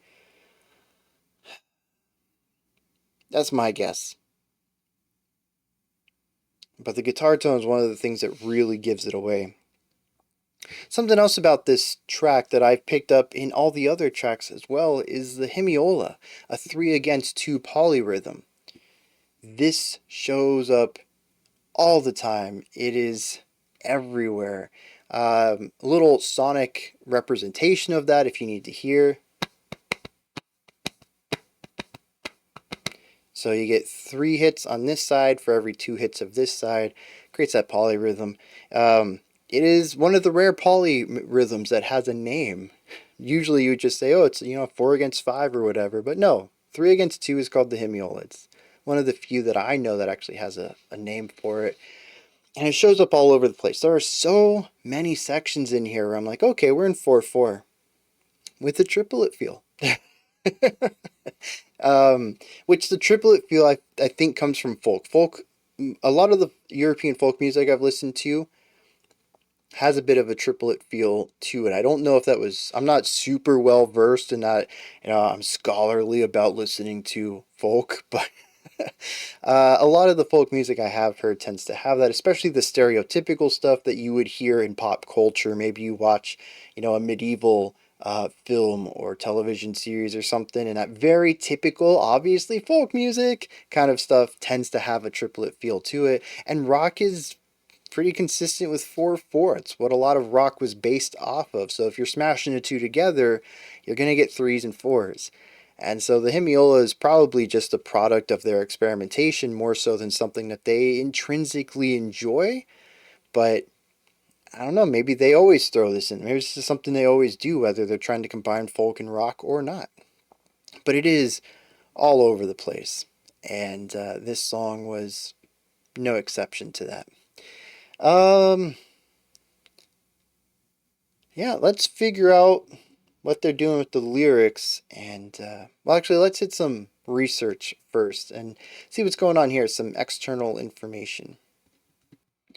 All right, first of all, way off on my time frame. This released in 92, which, well, that certainly puts it a bit in a prog rock revival area, but again, it's so different from the prog rock I tend to think about. Maybe there's specific groups that they were interested in replicating that influenced this idea, but I don't know that I've heard anything like it. Like I mentioned earlier, which kind of makes me feel like it's not so much part of a revival movement, much like how, pop emo is back in style, but a lot of it just reminds me of my teenage years. Not a lot of it is pushing emo into new directions. It's just about reliving the glory days. If this is truly a prog rock revival, it would be reliving the glory days. And instead, it's doing some really interesting stuff. So, yeah, 92 is not what I was expecting at all. We have vocalist, guitarist, bassist, keyboardist, and drummer. The keyboardist also plays the mellotron. So, pretty standard lineup right there. It makes me curious about the additional orchestration on the first track, if that was digital in any way, or if they hired session musicians to record that. I don't have any information about this album in particular. They just have a general Wikipedia page, so I can't see anything about that. I did a little bit of searching, but again, there's just not a lot of information about this group out there.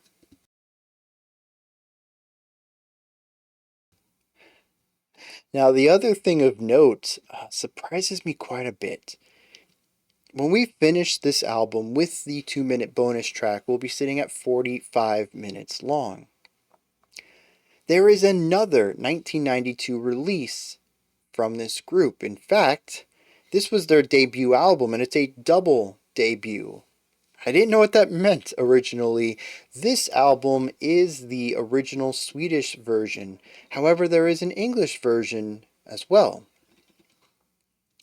The English language version, though, is different. The first track seems to be the same. It's called Waltz of the Dark Riddle, which feels like the whole thing about writing poetry in the middle of the night. It's also the right length for it. But track 2 is called The Tree, and is not the right length for that. However, track 3 that we just listened to translates to The Tree. The title of it does, and the time does fit better there. So it seems, I was looking, and there isn't an 8-minute flat song on here, though there is one a little bit shorter called Pray For Me Now, which might be about the folklore creature that lures people into the forest. Well, there was no literal translation of that. It's the name of the mythological creature. So maybe that's why they went with Pray For Me Now, something that might make a little bit more sense. Track 5, though, is Visa från kallsedet, maybe, which I know this because we've checked out another Swedish song, classical I think it was, with a very similar title, which means song for blank, whatever, was it kallsedet? Is that what I said? Yeah, which I'm going to guess is a region or a city or something. And yes, track 4 is called Song from Kallsedet. So that has a direct line. But a 2-minute bonus track doesn't exist on here at all. There are 7 tracks in the English version, and they amount to just under 51 minutes.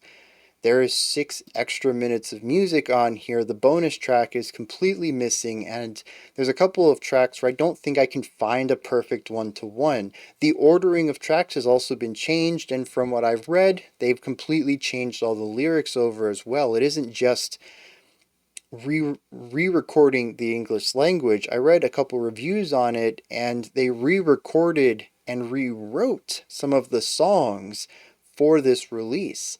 The lengths are all just a little bit different. For instance, our first track was 4 minutes and 28 seconds, but Waltz of the Dark Riddle is 4:32. Not a big discrepancy, but one nonetheless. And if they had just recorded English language lyrics and then put that track on top of everything else and shipped it, there would be no discrepancy. So I find that really interesting that they went through so much work to not just make an English language version, but an English version of the album, making changes to the listing and even some of the composition of it. Song from Kallsedet is 30 seconds shorter. What did they cut from it? Did it improve it? Was there some pacing things that they didn't enjoy? Some of the tracks are 30 seconds longer. Is the English version more of like a director's cut? It has 1 extra track on it, 6 extra minutes of music, and a couple of the songs are tightened up in ways. But also the lyrics are in English, and many of the reviews were saying that the lyrics were not great, which makes me wonder if it's part of the delivery of the lyrics or maybe the way that they translated them. I don't know. It would not be the definitive version, but it might be musically. You don't really see this too often in the world of movies where the definitive or director's cut is worse than the original or theatric, but you do kind of see it in the realm of video games a little bit with remasters that might make games run better or have higher resolutions to them or something like that. But some of the porting elements from bringing it from an older hardware to modern hardware means that some elements get worsened, and so new releases end up having a list of pros, things that improved, and cons that were diminished. That's kind of might be what happened here. You might have a tighter album with new material and better pacing throughout, but the lyrical side just didn't really translate too well, and you kind of wish that there was a mashup of the original language with the new material. But I can't really gauge any of that since I'm not listening to both of them back to back. But it is something I'm thinking about. I'm like, is that because you just don't see that too often. Usually, subsequent versions are just improvements on the one that came before in books, music. Well, I suppose remasters. Musical remasters, though, I don't ever think it's hit and miss. It's either you enjoy it or you don't. You like the original better. But yeah, list of pros and cons. That's just something you don't typically see in remade material art. Anyways, let me read some lyrics and then we'll talk about that. Alright, and this song is quite metal. It is about a tree personified speaking in first person, describing the chilling effects of autumn and inevitably winter, but also it seems them falling over, decaying. I'm not entirely sure what causes this part. There's a line that says, "The knife stabs me," and it makes me wonder if it's been cut down by humans. Nevertheless, though, there's a realization that everything they are becomes earth and soil for the next generation. There's a constant parallel between the colors of the leaves of red and brown paralleling blood and soil. It says, "In eternity here I have now stood among everything that has so slowly taken root, though these colors change every year." It says, "My trunk hurts more and more, but the flowers, they still smile at me and say that spring is around the corner." It's personified this tree into an old man, frailty baking into it. It says the body feels tender and smooth. The pain becomes so bad, and I'm bewitched that I can't see the life that I have lived here. I think that's interesting too, because it takes away the concept of saying, oh, this old tree is an old man, and brings that perspective back to the tree, the lack of sentience it has. But then we come to the line. The blood smothers the color. The blood freezes the marrow. The knife stabs me. The leaves fall once again. The red eventually becomes blood. The brown eventually becomes soil. And now I finally understood that my body also becomes soil.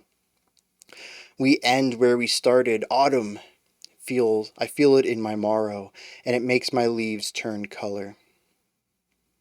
Although maybe it's not necessarily talking about the tree itself having fallen down. I pulled that from the knife stabs me line, but it could be a recognition that the leaves that fall become soil.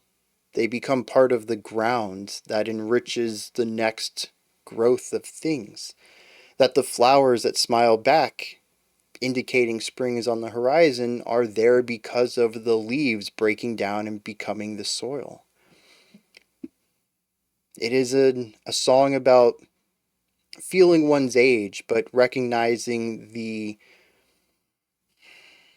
responsibility one has as an elder in a group to pass knowledge down to the next generation, to shield them, to support them, for parts of you to be what helps them grow. It's about not creating dividing lines. Oh, the youth these days, they don't know how good they've got it. That's kind of the point. That every generation has made sacrifices for the next generation to have it easier. At least that's what I get from this, all told through the metaphor of an aging tree. In that perspective, it's a little less metal than having the tree fall down and realize that it too will become the soil, creating an element of the circle of life here. I'm still not entirely sure what the knife stabs me line is supposed to mean then. It's also a very direct translation, and maybe there's something metaphorical that gets lost in that. Regardless, I think even without that line, I enjoy what the song is going for lyrically, and I think that the heaviness and weight of the topic matches some of the heaviness of the music. However, I don't really get too much of this antagonistic, eerie music here. Those themes found in the atmosphere of the track aren't really represented here. Maybe if there was a fear of death, if we put this a little bit further and really personified it as an old man, I might be able to see that perspective, but otherwise I don't necessarily find any of that musical elements here in the lyrics. With that said, let's dive into the next track. This one is a bit on the shorter side, only 6 minutes long. In fact, aside from the intro track, this is the shortest one on the track, on the album. It translates to Our Outcrop. Let's dive in and see what's going on with this one.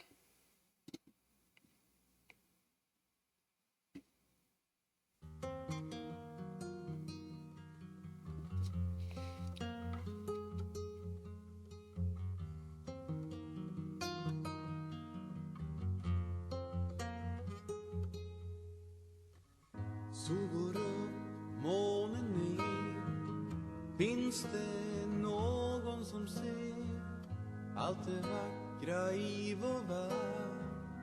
Hör på vindarnas sus, högt upp på bergen.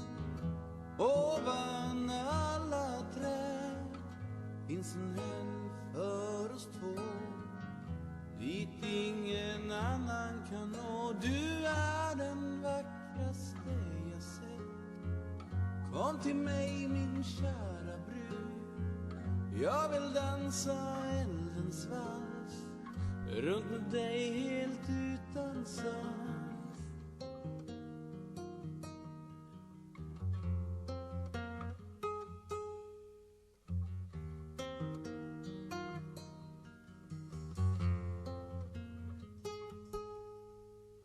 Det finns en plats i min skog, nära himmel och mål.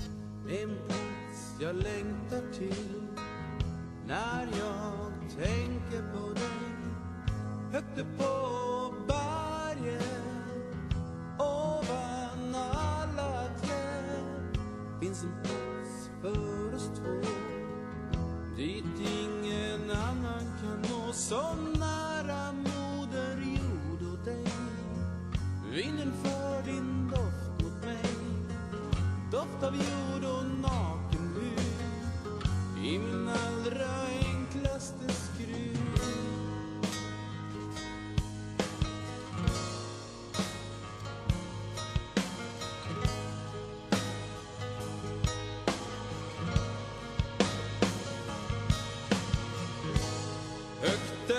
I like that build up.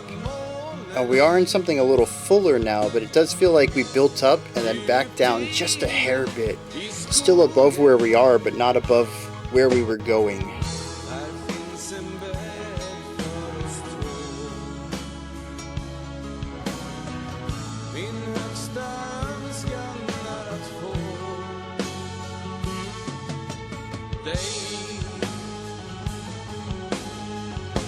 Okay, I like that synth line, well, Mellotron.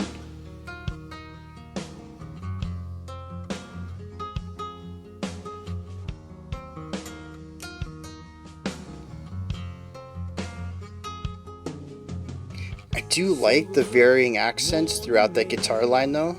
A beautiful contrast between each of the plucked notes.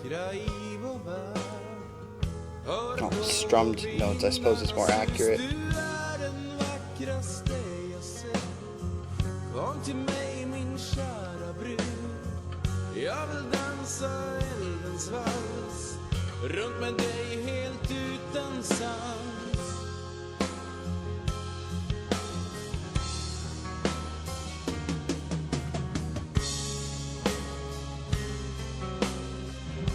Ooh, a little bit of darkness here.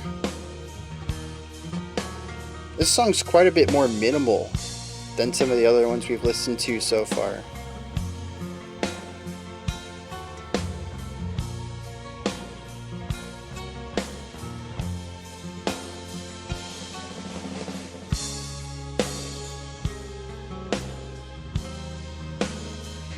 Yeah, very minimal drumming, minimal bass work. We do have the strings on the outside providing harmonic information, and then this guitar riff on top of all of it. It's interesting, in most other tracks we would have had a guitar solo here, a linear melody, and instead we just have this repeating motif.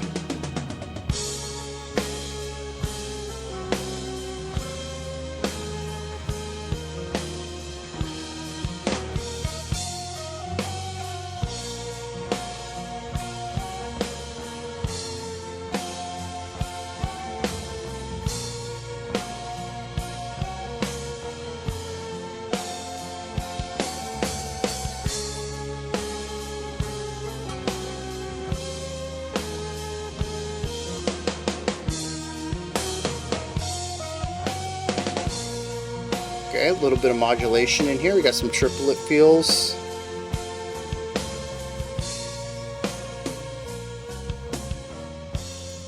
Bringing the energy back down.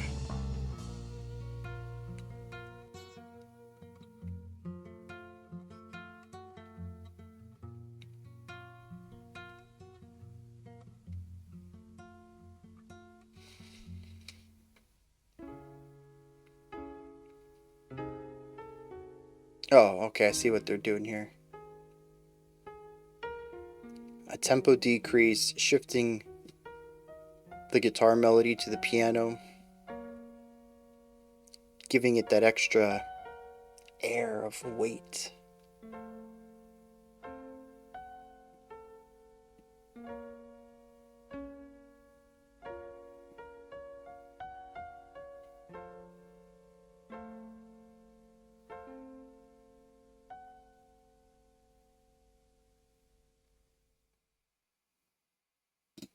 Okay. Yeah, I don't think I have much to say about this specific song. It is very straightforward, the most minimal of all of them. It reminds me a bit of the first track, while also following in line with the trends. We have a verse, we have a chorus.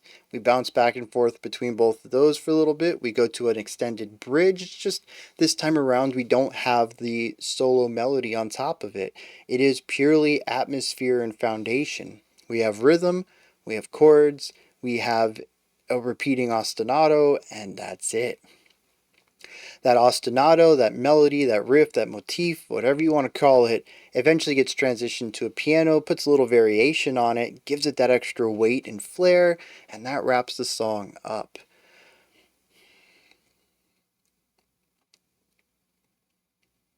I was trying to figure out the emotional resonance here. There's certainly some darker moments, but overall, just kind of has a neutrality to it in a sense. I couldn't, maybe it's not neutral. Maybe somebody else listens to this and like, no, dude, this is somber, or this is bright or uplifting, whatever other people hear in it. I can't really get a read on it. I don't know what it is, but I don't know. This one just sort of glossed over me. My best read on it, and the only thing of interest I think I have to say about this track, is the concept of cyclicality, where every other song we've listened to has felt like it's moved in some direction, an exploration of things harmonically or melodically. This one is very happy being what it is, especially once we reach that 2.5 minute mark and enter into the bridge. The entire bridge has some dynamic writing to it. We bring in the strings, we rise the volume over time. It builds into the piano part at the end. It kind of loses its energy there, but it transfers that energy into a moodiness. But yeah, the last 3 to 4 minutes is very content at doing what it's doing over and over and over and over again. And that creates a feeling of cyclicality that, if you had given me this song in isolation, I don't know I would have picked up on, but is a massive contrast from the linear writing we have seen in the rest of the album. It stands out quite a bit here in contrast to the other three tracks, because while they do have their cycles of moving between two opposing ideas, they all have culminated in a guitar solo that has led us through a bit of an emotional journey, or a narrative one, towards the end of the track. Every song about the halfway point through enters into the bridge, which is instrumentally led linear writing. And here we don't get that. I was waiting for it. Every 4 bars or so, I would say, okay, that's the last repetition. This is where the lead element comes in. And it just never does. It's very surprising.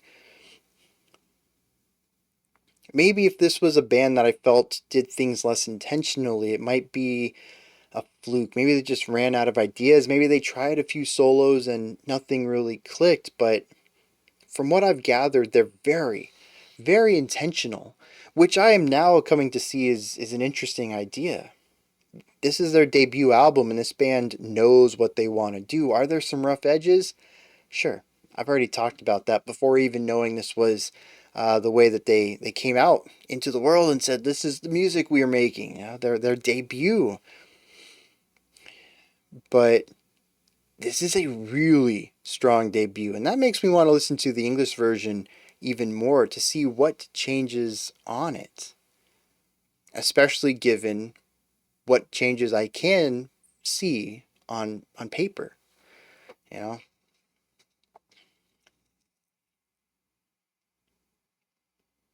But yeah, it's just cyclicality, cycles, repeating ideas. That's really the one thing that stands out to me on this, other than beautiful singing. I don't really think I've brought up singing much at all today. I've brought up the melodies, sure, but the singing itself, I don't think I've touched on. I have found that most of the time it's serviceable. It does a good job of playing the melody. I can't understand the words, but the syllables are clearly enunciated, um, and the pitches are all they're all in tune. But this song, I think, it feels personal in a way that the others haven't, and that comes a lot of the way through the vocal delivery. There is something here that's a bit warmer about his voice, a little more introspective than I think I have heard on other tracks.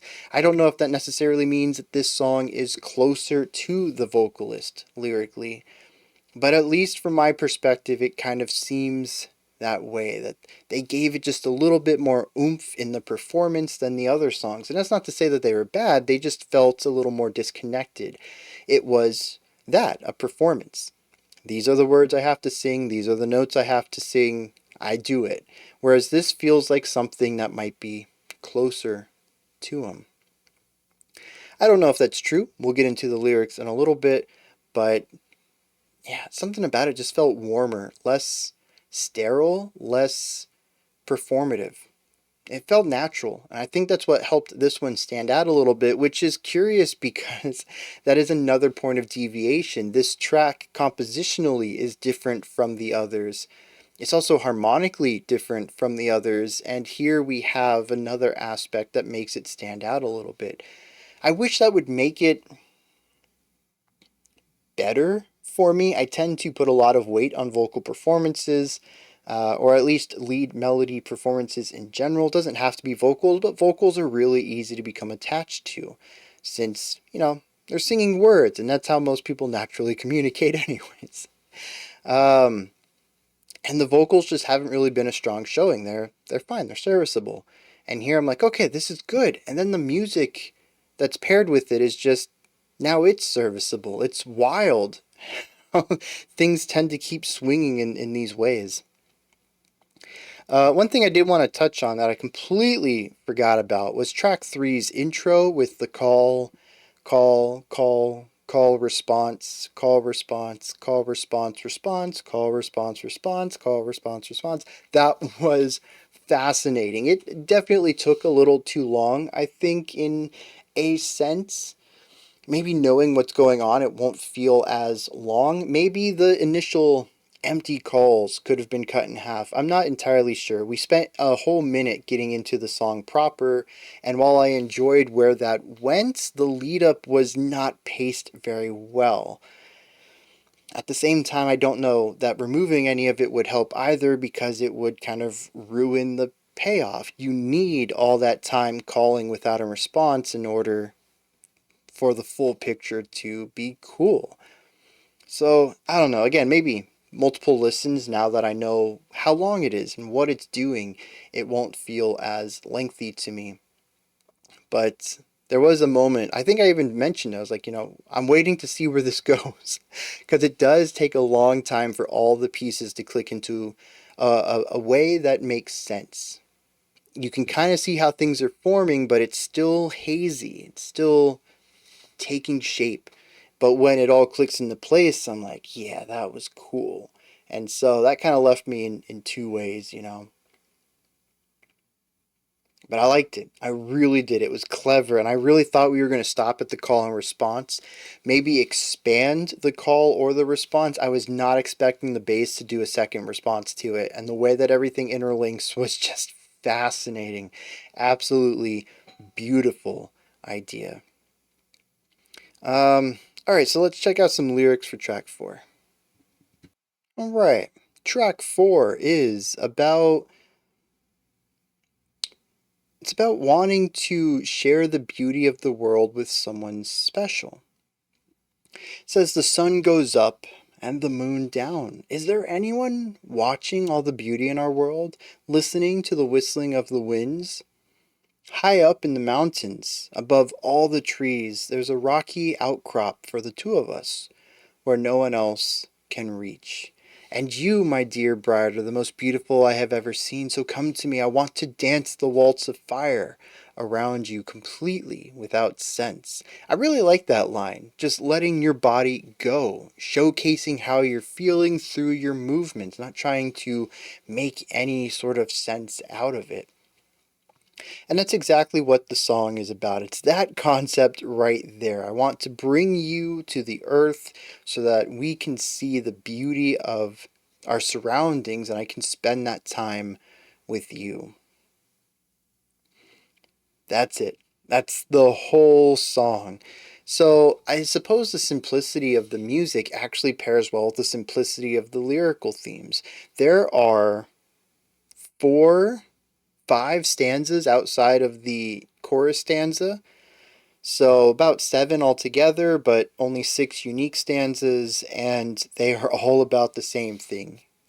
I love spending time with you. The world is beautiful. I want to do both simultaneously. I want to spend time with you and see the world. And it's a very simple message, a very simple idea. And maybe that's also supposed to be the simplicity of it harmonically too. As I said, I had a tough time getting a read on this. It isn't happy, but it isn't sad. It just sort of is. I said I had like a neutral read on it, and that, I mean, you could definitely have written this in a very positive, uplifting, upbeat, powerful track. But I think the simplicity of it all works too. I'm a simple man. I want simple things. Let's make a simple song about that. And yeah, I can get behind that. All right. Moving on. Visa från kallsedet. I'm probably pronouncing that totally incorrectly because I think I'm using some German for that second word instead of Swedish. But again, like I said, my Swedish inflections are very weak. I have not studied, well, I say studied as if like I'm some sort of linguist. But I guess I just haven't said enough Swedish words to pick up on pronunciation as clearly. If you give me a German word, Spanish, French and Italian, maybe even Japanese, I'll probably be pretty close in my pronunciation of them. Off, definitely, but close enough. Swedish, though, I don't feel confident at all. That's one of those things I'm like, let me hit a translator, let me hear the word a couple times. But even then, I feel like it's a bit rough too. But yeah, this is Song from kallsedet. And yeah, let's dive into it. It's wild. This is the second time we've heard a song with a similar title, and I guess it's just common. Maybe there's a lot of folk songs in Sweden that are for specific areas or regions, and a lot of songs just got named with that format. Anyways, let's dive in.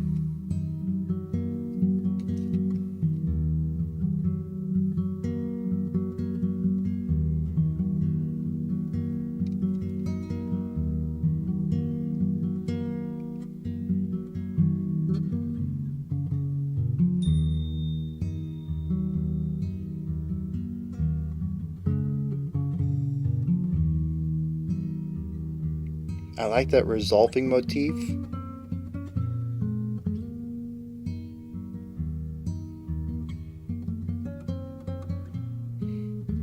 Time is a suggestion here, one of the benefits of a solo performer. Boom, boom, boom. That's that motif. Yeah, that's shown up at the end of every phrase so far.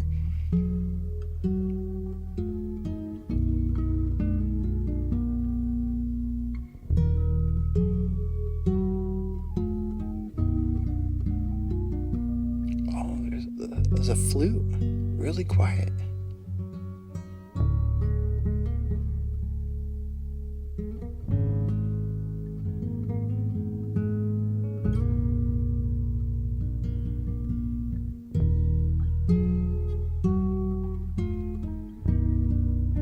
There's a lot of respect in here, but also a little bit of mystery.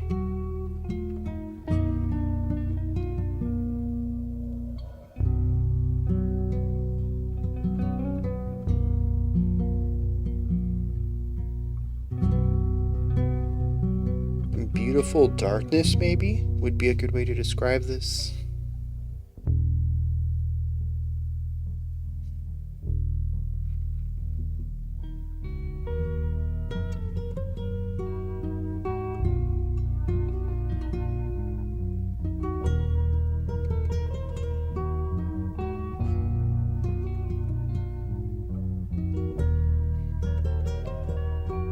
Yeah, the harmony is a nice addition.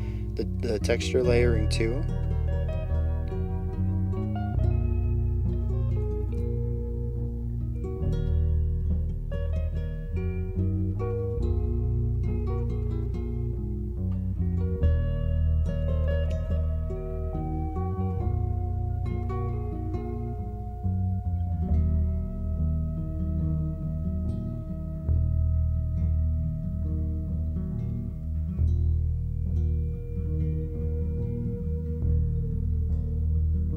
And this would be where the bridge starts to sit in.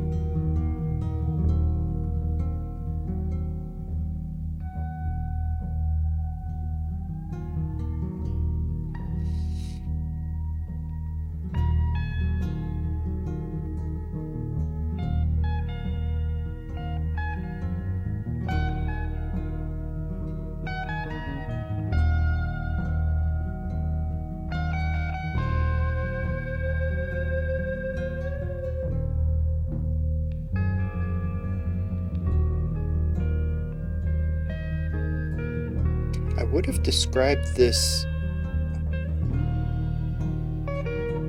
very somber, lonely. I think I still would, but the electric guitar brings some power and strength to it that absolutely works in the context, but forces me to reevaluate what I'm getting out of the song.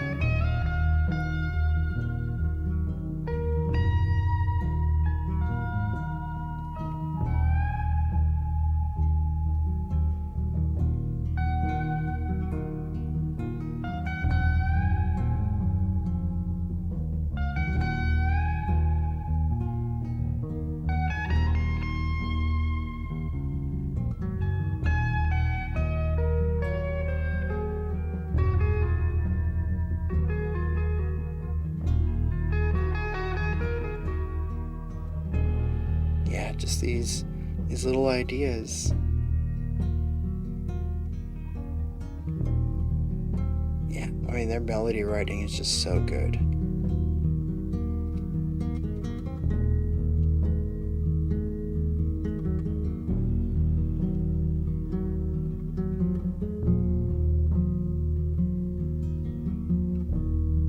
And very low muted percussion on this.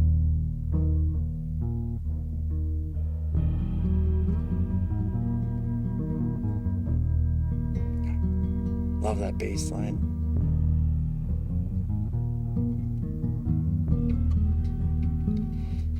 And the way that the guitar continues the movement from the bass.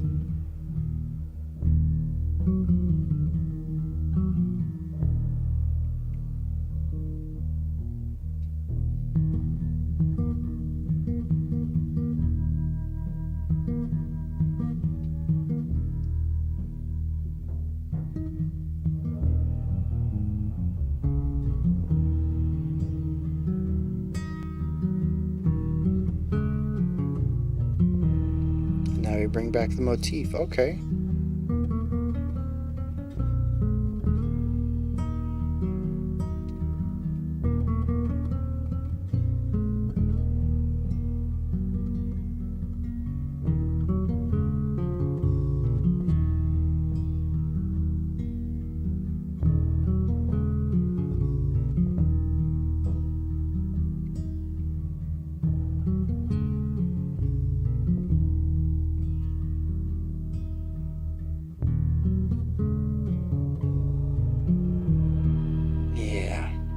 Bit of a cliche ending, but I appreciate it. Alright, for anyone who decided to turn their volume up, turn their volume up, I have been speaking quieter, but I am going to return back to my normal speaking voice, so you got a couple seconds to turn your volume back down.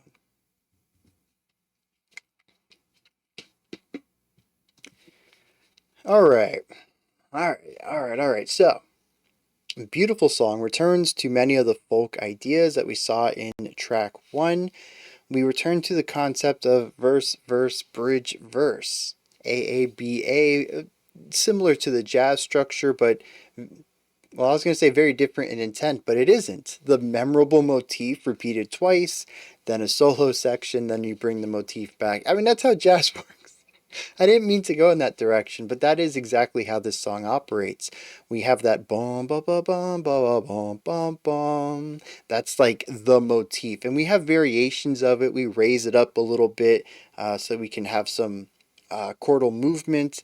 We also provide harmony on it, and we have texture layering on it. We do see a little bit of a more melodic idea taken from that motif. A variation on it around the 2 minute mark. But for the most part, that's our A section. We hear it 2 times through, and then we hear it there at the end as well. I love the way that the bass sounds on this. Now, this is a different uploader than any of the other songs that we've listened to today. There's also a bit more of a clarity in the production. I wonder if this wasn't more of a higher quality original file before uploading it to YouTube, as I do enjoy the clarity of it. The bass is still very wide, but it's not quite as muddy as we've heard on other tracks.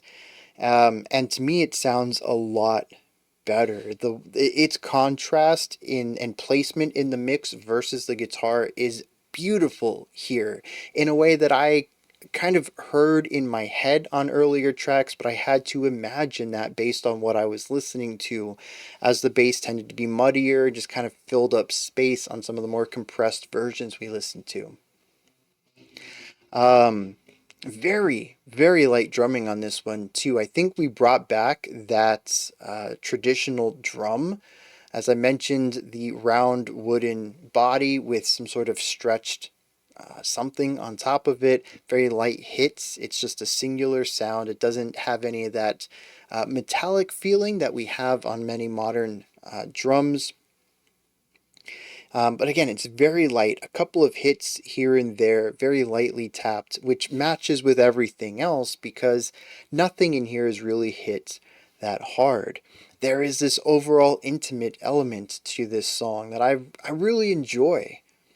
None of the instruments are particularly loud. In fact, while the volume here was still at full volume, what I loved was that nothing really felt loud. As I mentioned at the beginning, I have normalized all these tracks to generally be about the same maximum volume, and even with this song being technically as loud as the other tracks we've listened to, it feels quiet, it feels intimate, it feels serene. There's something about it that it feels like a couple people playing a few instruments in the middle of a valley. Some hills, some grassy areas, just down in the middle of nowhere, And it never really loses that. Even when you bring the electric guitar in, it still kind of fits in a very interesting shift, too. Because we had this also on track 1 where the electric guitar came in and I was like, oh, that's kind of strange. It doesn't fit with what's going on. But here they found a way to do it. I don't know if it was a production thing. I don't know if it is a writing thing. I don't know why it feels like it works as well as it does here where it didn't the first time around, but I kind of like it.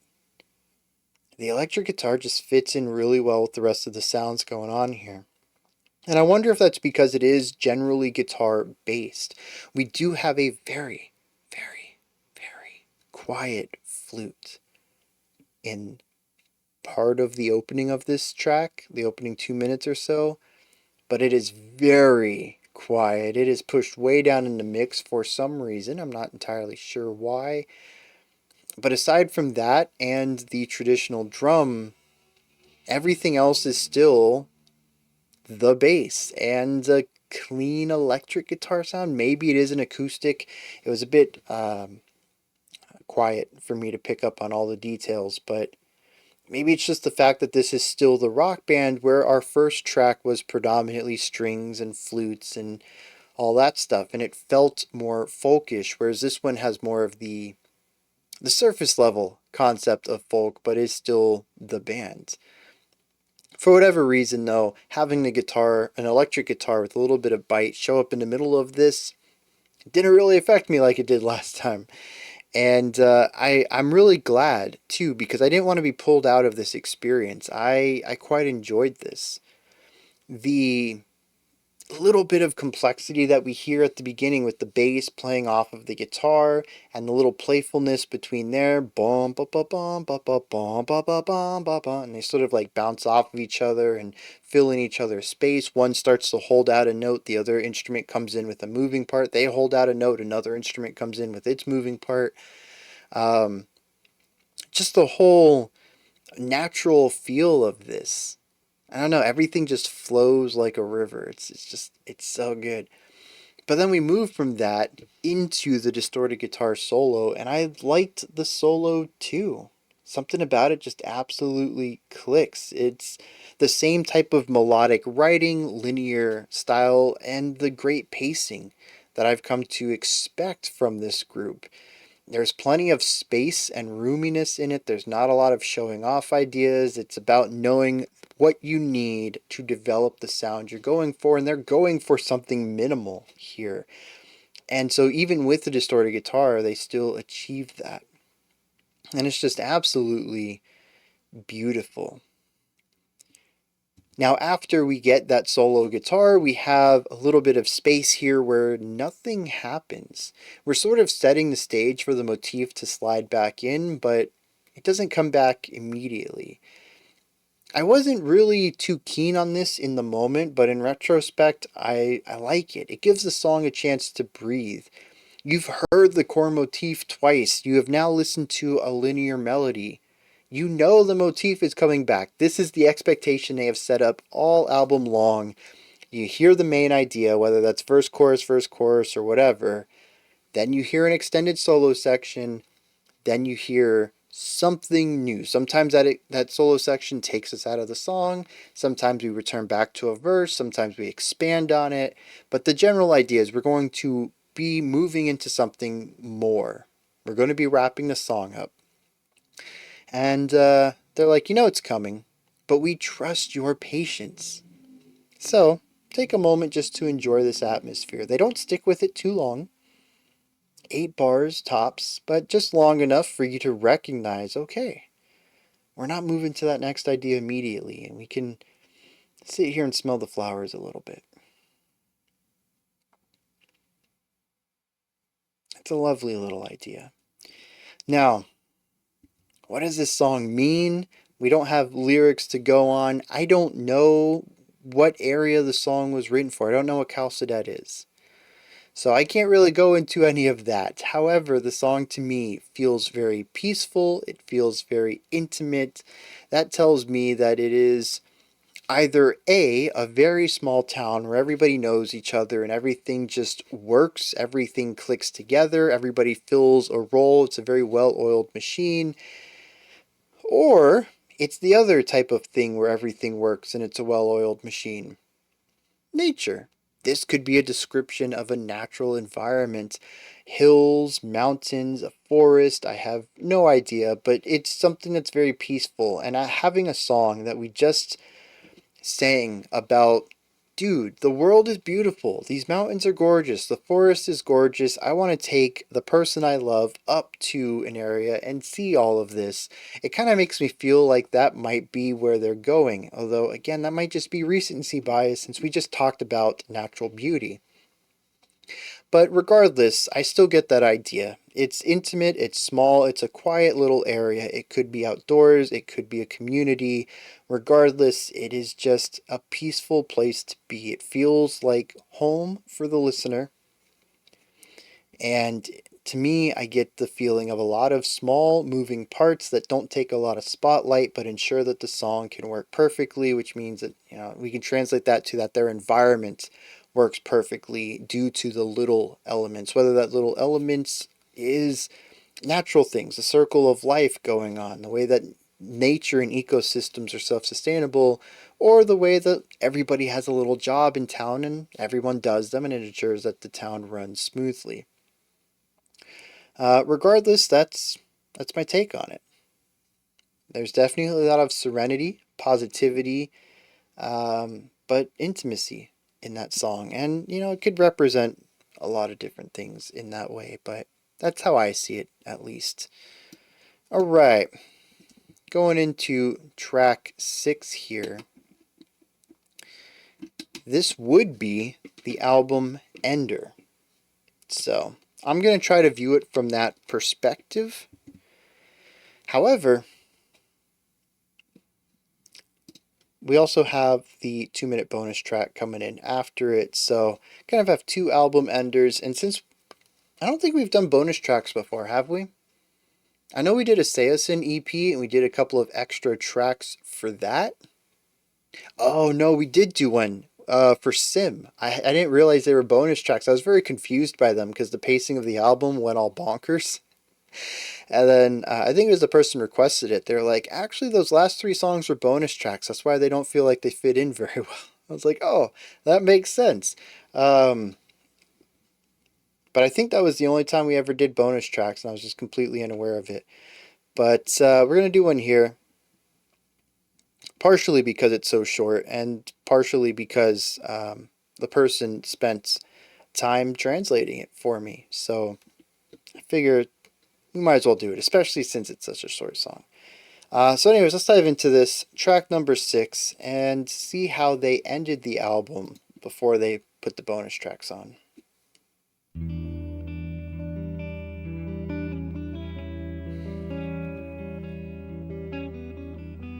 Why does that sound familiar?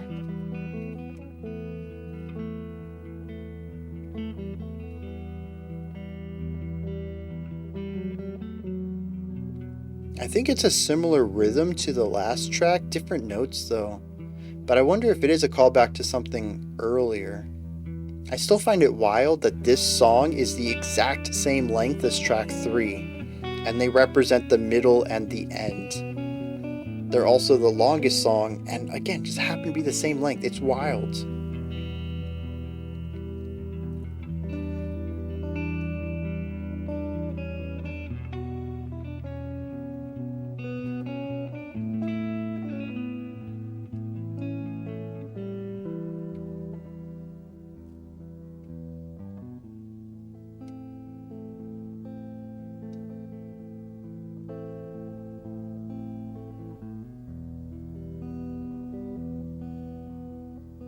Oh no!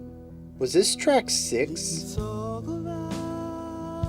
think that's what the intro reminds... Or not track 6, track 4 is what the intro reminds me of.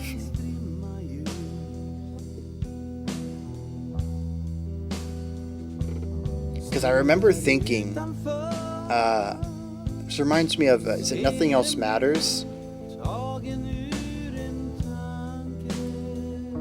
I remember being vaguely reminded of that earlier in this album, and I'm being reminded of it again here.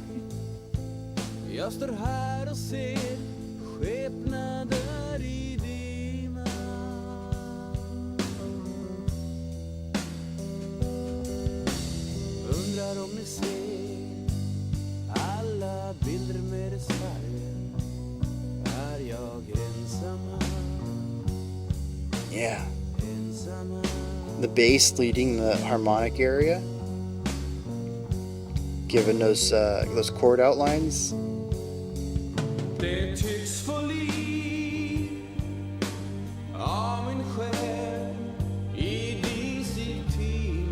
The reverb on the vocals is interesting since I don't think we've had too much of that this album.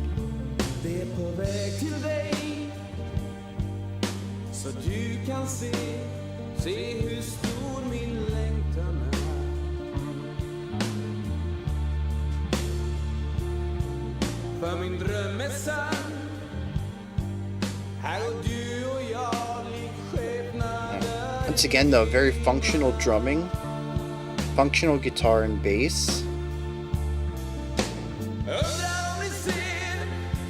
and those strings. Man, was this also track 3 that did this? gave us a very functional writing and then put the strings around it. It was! Dude, it was!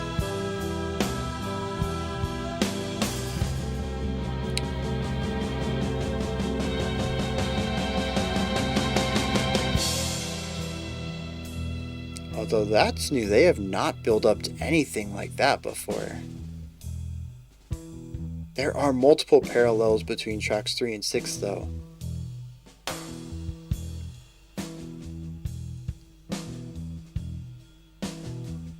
So we had verse, chorus, wild build up.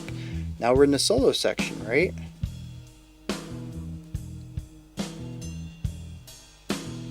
And we're getting some of that fun cymbal work we haven't heard in a while.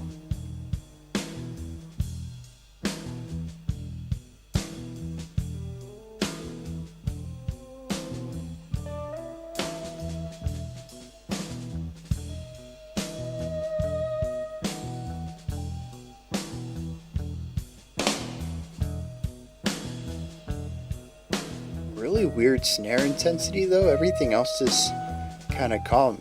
He's just slamming down on that.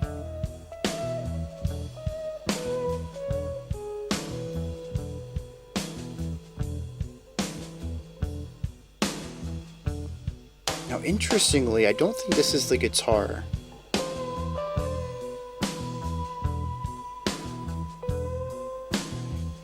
And it's also meandering a bit more. I kind of get where it's going, but it is taking its time in a way that the guitars just doesn't typically.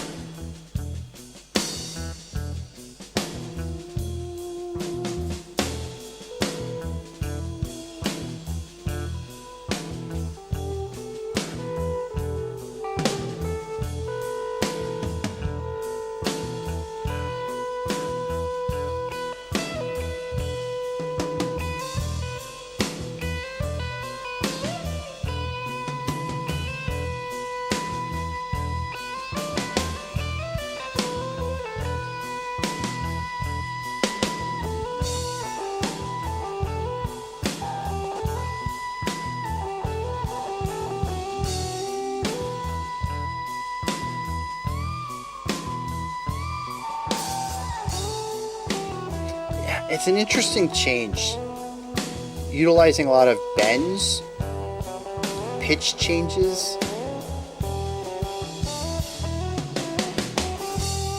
That was a really rough idea switch too.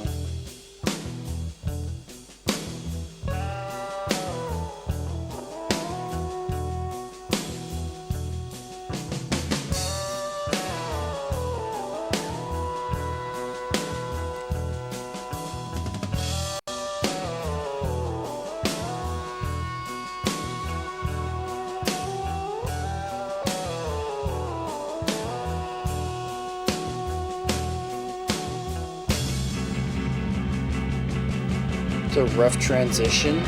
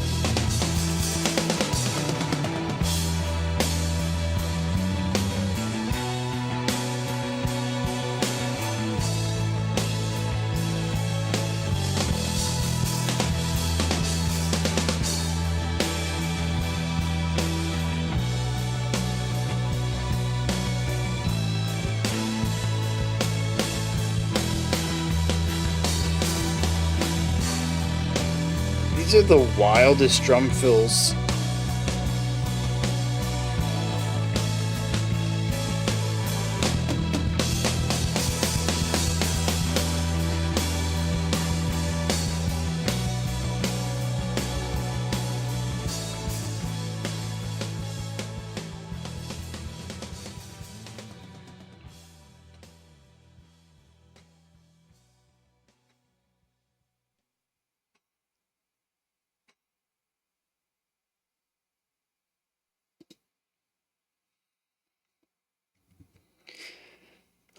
Well, is this a good album closer? Yeah, I think so. On paper. We continue on the way we've been doing things. Verse, chorus, solo section, outro. Sometimes that outro is a return to the verse or chorus. Sometimes it's an expansion of the solo section, but this is how it's done. Every single song has followed this, and this one is no different. Now, after listening to the beautiful instrumentation from track 5 and track 4's vocal delivery, which I felt was a notch above where we had been, I find it's a bit of a letdown ending on this, where I feel like the vocals are not quite as, I don't want to say impressive. They're not. I'm not connecting to them as much as I did on track 4, and I'm not finding the musicality here to be as strong as track 5 either. The verse chorus idea is fine. I like the bass idea. But after we get out of that intro, everything becomes super functional, like on track 3. We have the strings on the outside giving us nice chords. We have a guitar and bass lick, but they're primarily there for harmonic information. The drums are very, very cookie cutter. Bass on 1 and 3, snare on 2 and 4, I think it was. And like I said, the vocals are serviceable. Everything here is serviceable. It's a fine song, but nothing that's ever going to stick with me, which is, well, fine. This is how the album's been. I think that their verses and choruses have been okay. I've enjoyed some of the riffs that they have, but for the most part, this album, I've been looking towards the solo sections, the linear melody writing we get out of there. It's what I feel like I've praised the most on this album. And so we get to that solo section, and it's not the guitarist this time, it's the keyboardist. And it just never quite clicks for me. I'm curious what other people think. Maybe it doesn't sound that different to the guitar solos for you. But to me, I think it's a noticeable difference. Somebody else wrote this solo section. And what I find most wild is where it goes. But we're going to touch on that in a second. The solo itself is really, really, to a further extent than ever before, focused on the here and now. There is more spaciousness in the solo than any of the other solos on the album. There's also a lot of let me just hold out a note for a long time and not do anything with it. Now, I think there is some experimentation going on here as the volume of the note shifts, as does the pitch. I don't know what keyboards were like in the early mid 90s. I forgot. Did I say 92 or 95 for this album? I can't remember. Anyways, the 90s. What I hear is pitch and mod wheels, where he's altering the volume and the pitch of it on the fly. Where now we can watch the Dream Theater keyboardist, I can't remember his name, just be an absolute wizard with playing notes and modulating on them simultaneously at wild speeds. It might not have been as commonplace back then. It might have been still a skill people were developing. And so maybe this isn't that far out of place contextually as far as time is concerned. But for me, it sounds like an amateur on the keyboards. The keyboardist has showcased some really great skills in the past, but this was just not one of them. I think it was supposed to be a spacious playing and an exercise in modulating sounds, and at least to some 2024 ears, it kind of falters on all fronts and is a huge letdown after a series of fantastic melodies written for these solo sections. It's not terrible, it just doesn't really do much, and it goes on for a very, very long time. I think that this should have been cut back 2 minutes and been closer to one of the 6-minute songs, and we could have gotten to that ending sooner.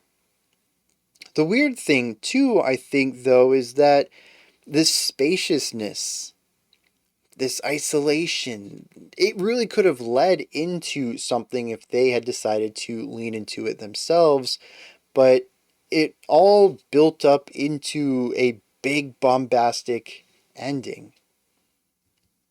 The solo consistently throughout this album has been something that builds into the ending and feels natural. The movement from melodic solo to whatever emotion or atmosphere you're supposed to feel at the end, bringing back a motif or whatever. It's always worked rather smoothly, and here we have this spacious, static, standing still 2.5 minute, 3 minute long piano, keyboard, mellotron solo, whatever, that leads into this massive big ending. Volume rises, so many layers. It's very intense harmonically too, and we have these wild drum fills all over the place. It's supposed to be big and bombastic, and the solo didn't really go that direction, which feels wild to me when so many songs did this better. That this is how they decided to end the album. I would love to know the thought process behind it. It certainly isn't that they were inexperienced or lacked the chops for it. It just didn't happen for one reason or another. Maybe they ran out of melody material. I can't imagine that. They've done such a fantastic job so far. I don't know, maybe they ran out of money. You know, debut albums, you might not have a big record label behind you. You got, 5 more hours in the studio, and part of that needs to be, mixing and mastering. So you got 30 minutes to wrap this song up, and the mellotron player just choked under pressure or something. I have no idea what led to this, but it's wild. It is such an anticlimactic ending to the album, but also to the song. It just never gets where it needs to go. And so I found it even more bizarre, about the drumming in the ending of this. First of all, leading up into it, the back quarter of the mellotron solo section, the drummer is just slamming down on this snare. It is bonkers how loud and prominent and dominant this sound is in the mix. It doesn't match the intimacy or the quietness that's going on anywhere else in this track or in this section. And it is just a massive look at me. Don't pay attention to anything else. It diverts my attention. It's just it's a bizarre decision, but this leads into the back to back to back to back to back drum fills in the outro, which I think the outro works well harmonically, melodically, the motif that we have, all of that section works well.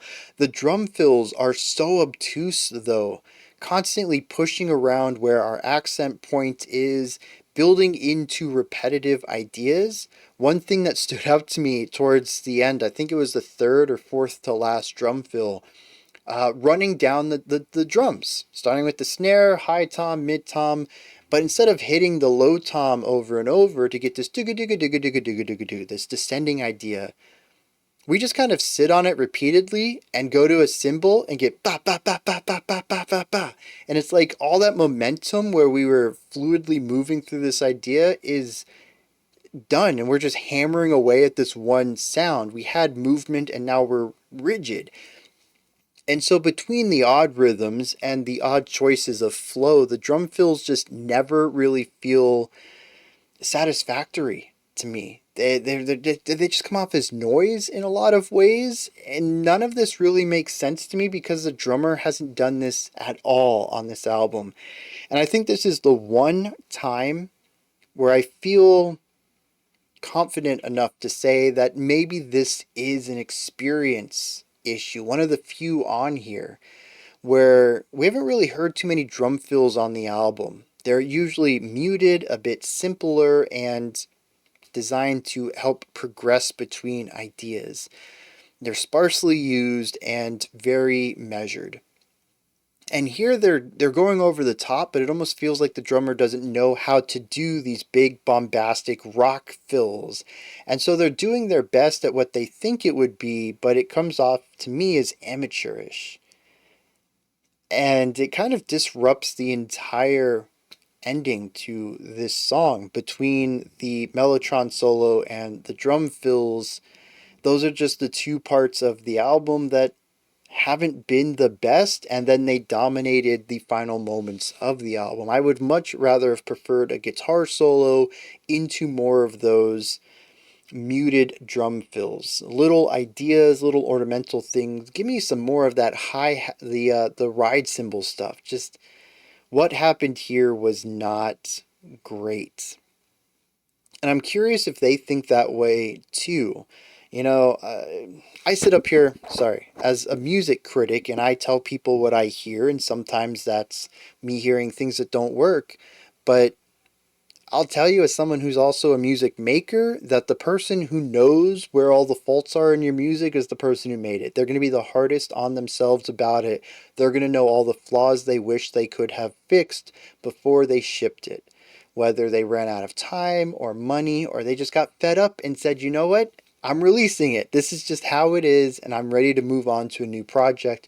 For whatever reason, no art, whether it's music, film, paintings, sculpture, video games, whatever, is ever perfect.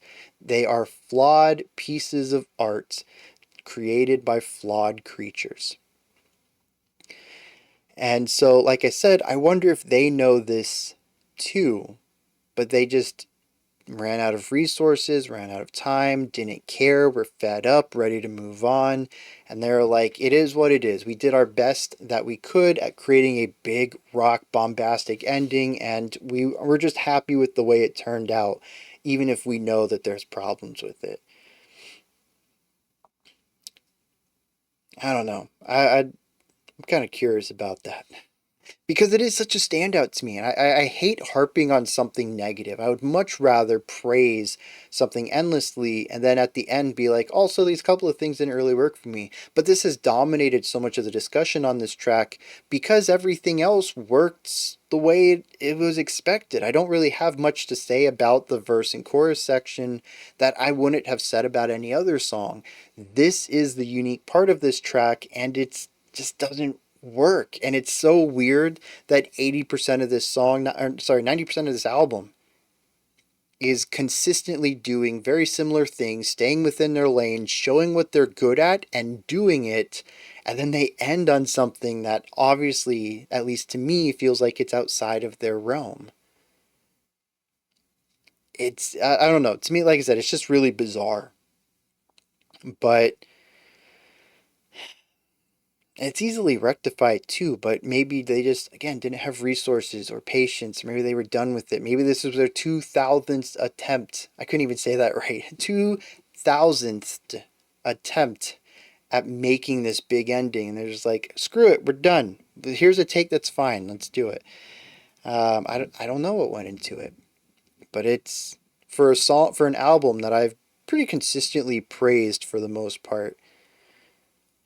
It never made it past the finish line. Unfortunately, too.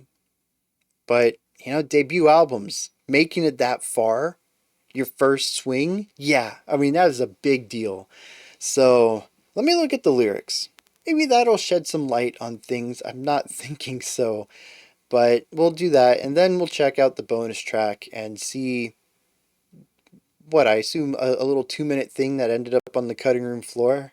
It's kind of, I mean, honestly, 2 minutes doesn't fit with anything else. I'll be surprised if it has any thematic connection to the other 6 songs, which all have very similar compositional components to them. 2 minutes, I don't think they're going to be able to accomplish a verse, chorus, solo, bring it back somehow in that short amount of time. So I can understand why it got cut. But I'm also curious why they would have released it afterwards. Anyways, it's only 2 minutes after all. All right. Anyways, lyrics. Interestingly, the lyrics are rather vague. I've done a pretty good job of getting by with my lyrical dissection this album, and here I'm kind of thrown for a loop. The chorus says, "I wonder if you see all the images with its colors, or am I here alone?" This to me kind of alludes back to the idea of the beauty when I think it was track 4 when he said, "Does anybody else notice the beauty of the world? Is it just me?" And it goes on about wanting to share it. But the verses here, I'm not sure really support that.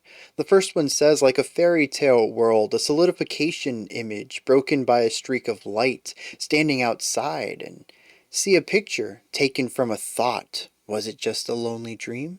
I stand here and watch the shapes in the fog." It's a series of broken ideas, fractured concepts that kind of vaguely shape together into something. It ends up feeling a bit more metaphorical than anything else. It is a less direct way of writing poetically than the rest of the songs, and makes it more difficult for me to see. It almost itself feels like streaks of light, pictures taken from thoughts, shapes in a fog. Many of the descriptors that they're utilizing, I think, can describe the poem itself. The second verse says, "They seem to come to life of my soul in the hazy hour. They're on their way to you so that you can see how great my longing is. For my dream is true. Here you and I go like figures in the mist." I don't know. It feels vaguely along the same lines as track 4. I love you more than anything in this life, and I also think life is beautiful. I want these two things together. There is this you and I, and a great longing for this other, but also this concept of seeing things that no one else sees. I vaguely can tie all this together, but it's still rather vague. It's interesting that they decided to swing for that home run, not just musically, but also lyrically here on this final track. And much like the Mellotron solo, the lyrics I feel kind of miss a little bit. A ton of passion and solid concept, but the execution just leaves me wanting a little bit. So, with that said, let's wrap this up. We have one track left to go. And I believe this is called Tillbaka. The I's have sort of a long I sound to them. Let's dive into it and see what this little 2-minute bonus track is.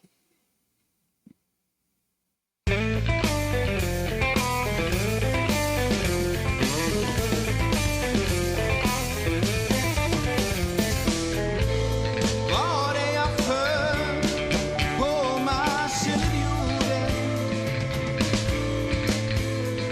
Säg jag kom jag till på mars eller jorden? I like the flute alongside it. It's certainly very different from the rest of the album though.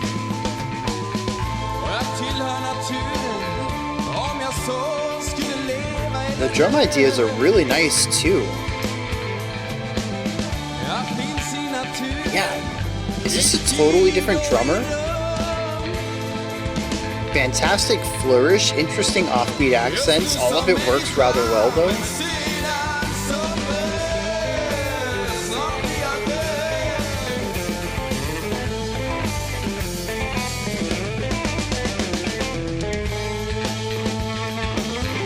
The production is also vastly different.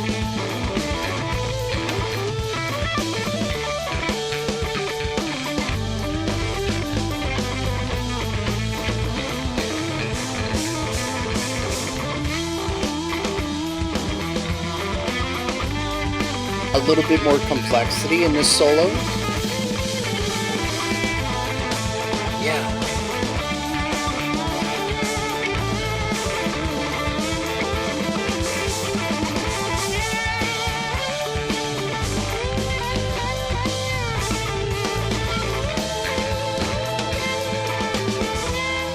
bass just tearing it up down there.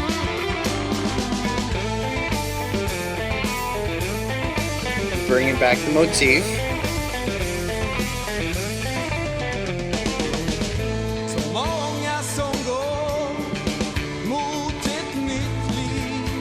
Yeah, all the little drum flourishes are great.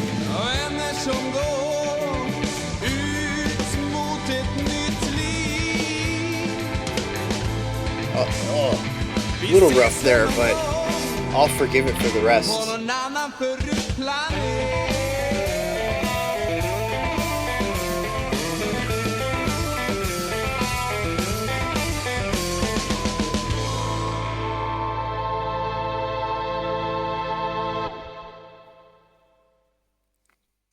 Still a couple seconds left. I want to make sure there's nothing here at the end. Yeah.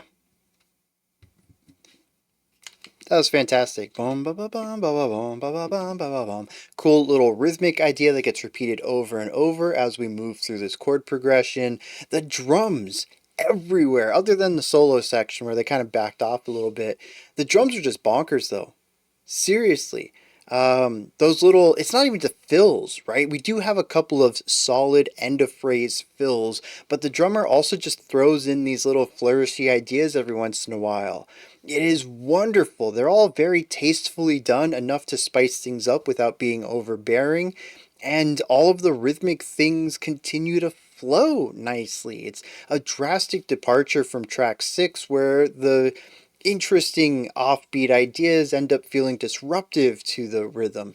This is very flowy. This is honestly either a different drummer entirely, or this drummer leveled up a lot between the recording of track 6 and this one. You know, as usual, track 6 could have been the first thing recorded, even though it's the last track on the album. You never really know the order of creation just by looking at the order of that they appear on an album.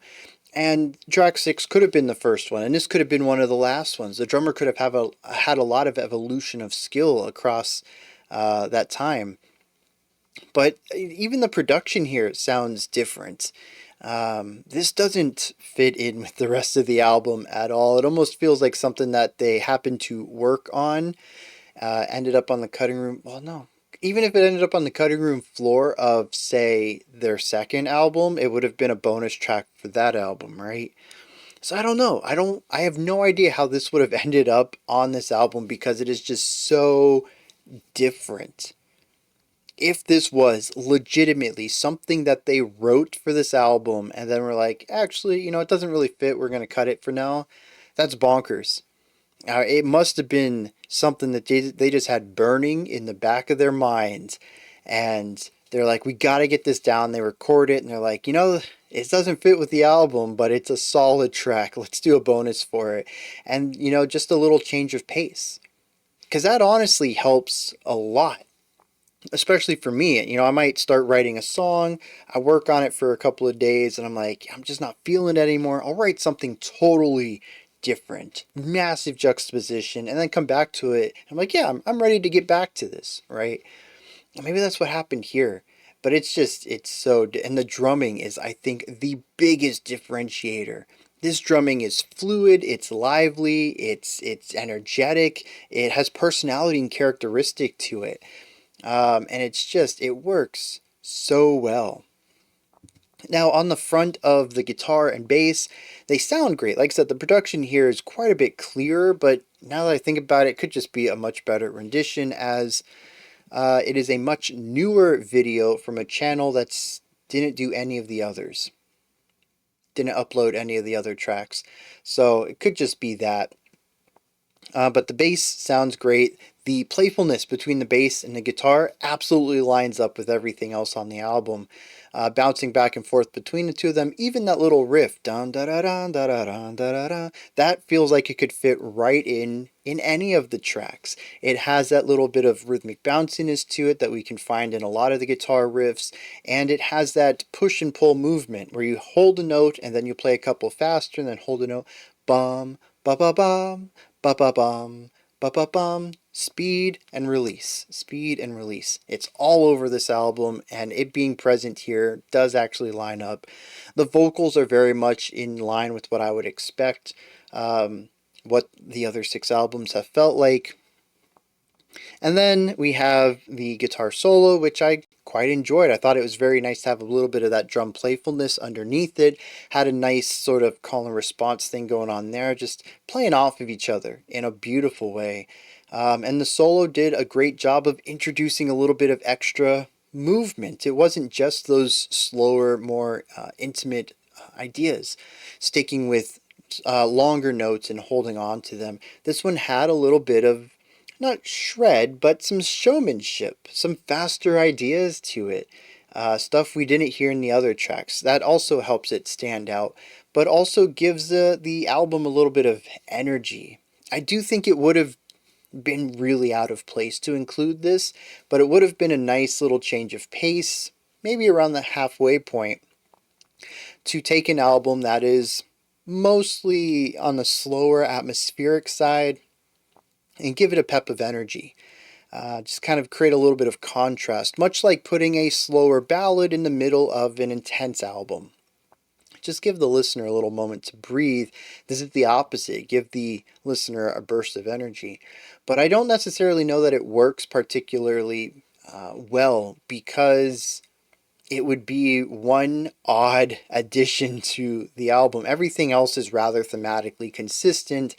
This isn't. So while I would have liked the burst of energy, I also completely understand why it wasn't included in the original list.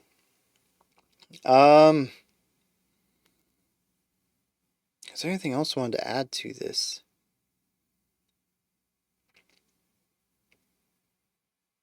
Yeah, I don't think so. I mean, it's a fantastic short little prog track, and this is prog rock. The other tracks, they're progressive in ways. I would definitely call it progressive rock, but to me, this is straight up prog rock. It has the feel, it has the intensity, it has the energy, it has the structure. It just, it feels like rock, where everything else is a very, very light rock that tends to use rock instrumentation in new, unique ways. This, to me, sounds more like they're trying to emulate the bands of the 70s. And which is, once again, a way that it's differentiated by the other 6 tracks and why it doesn't really fit too well. Let me give these lyrics a look over, and then we'll wrap the video up. A lot of the lyrics on this album have been a bit more grounded, muted, either about nature or about small ideas.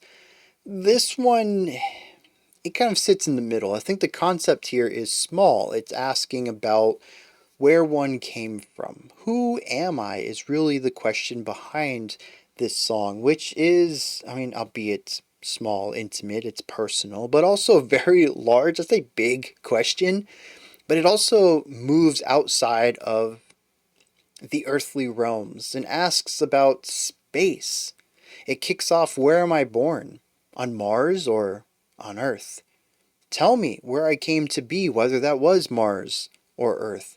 From the universe to my gravel pit, can no one tell me where I'm born? Later says that I belong to the nature, whether I live or die. I exist in nature, in time, and in space. Right now as a human being, but then as, well, I'm not sure what the next thing is. See, the interesting part is that there's no written lyrics anywhere for this song. And so the person who hand translated all these also had to hand listen. That's a weird phrase.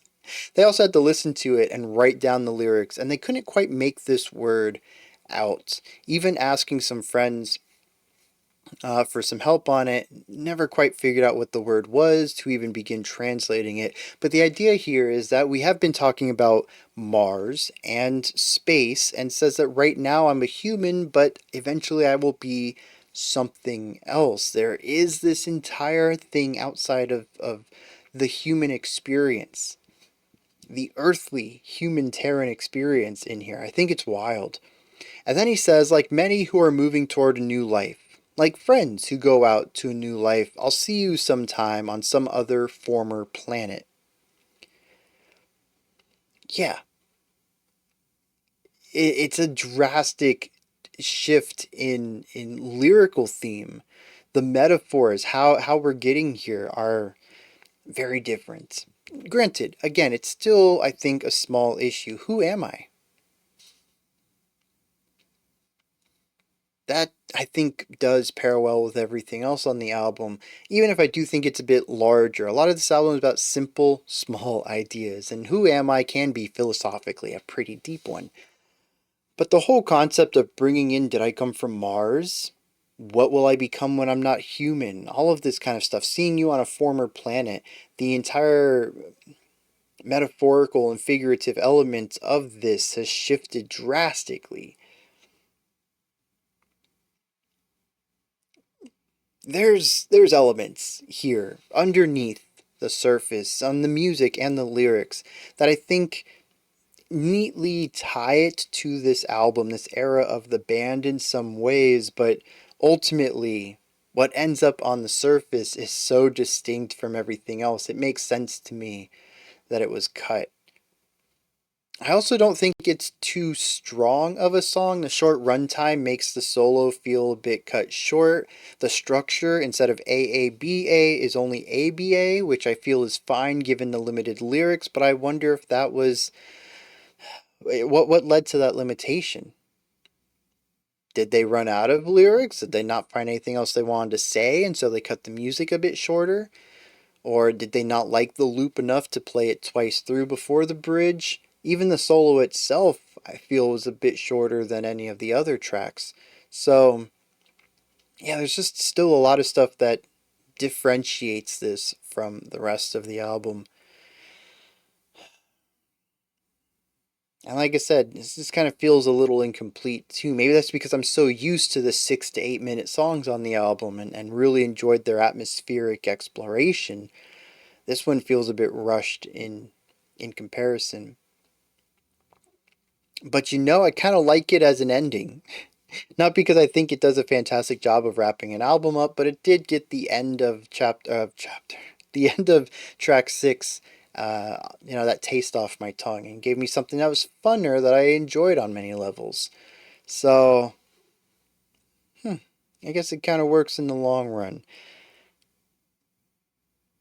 Those are my thoughts. Oh, geez. Landberk's Riktigt äkta.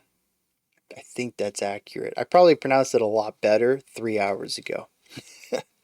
What are your thoughts on this album? Let me know if you enjoyed this or not, if there's anything that stood out to you, anything you'd like to add on to what I said or correct me on.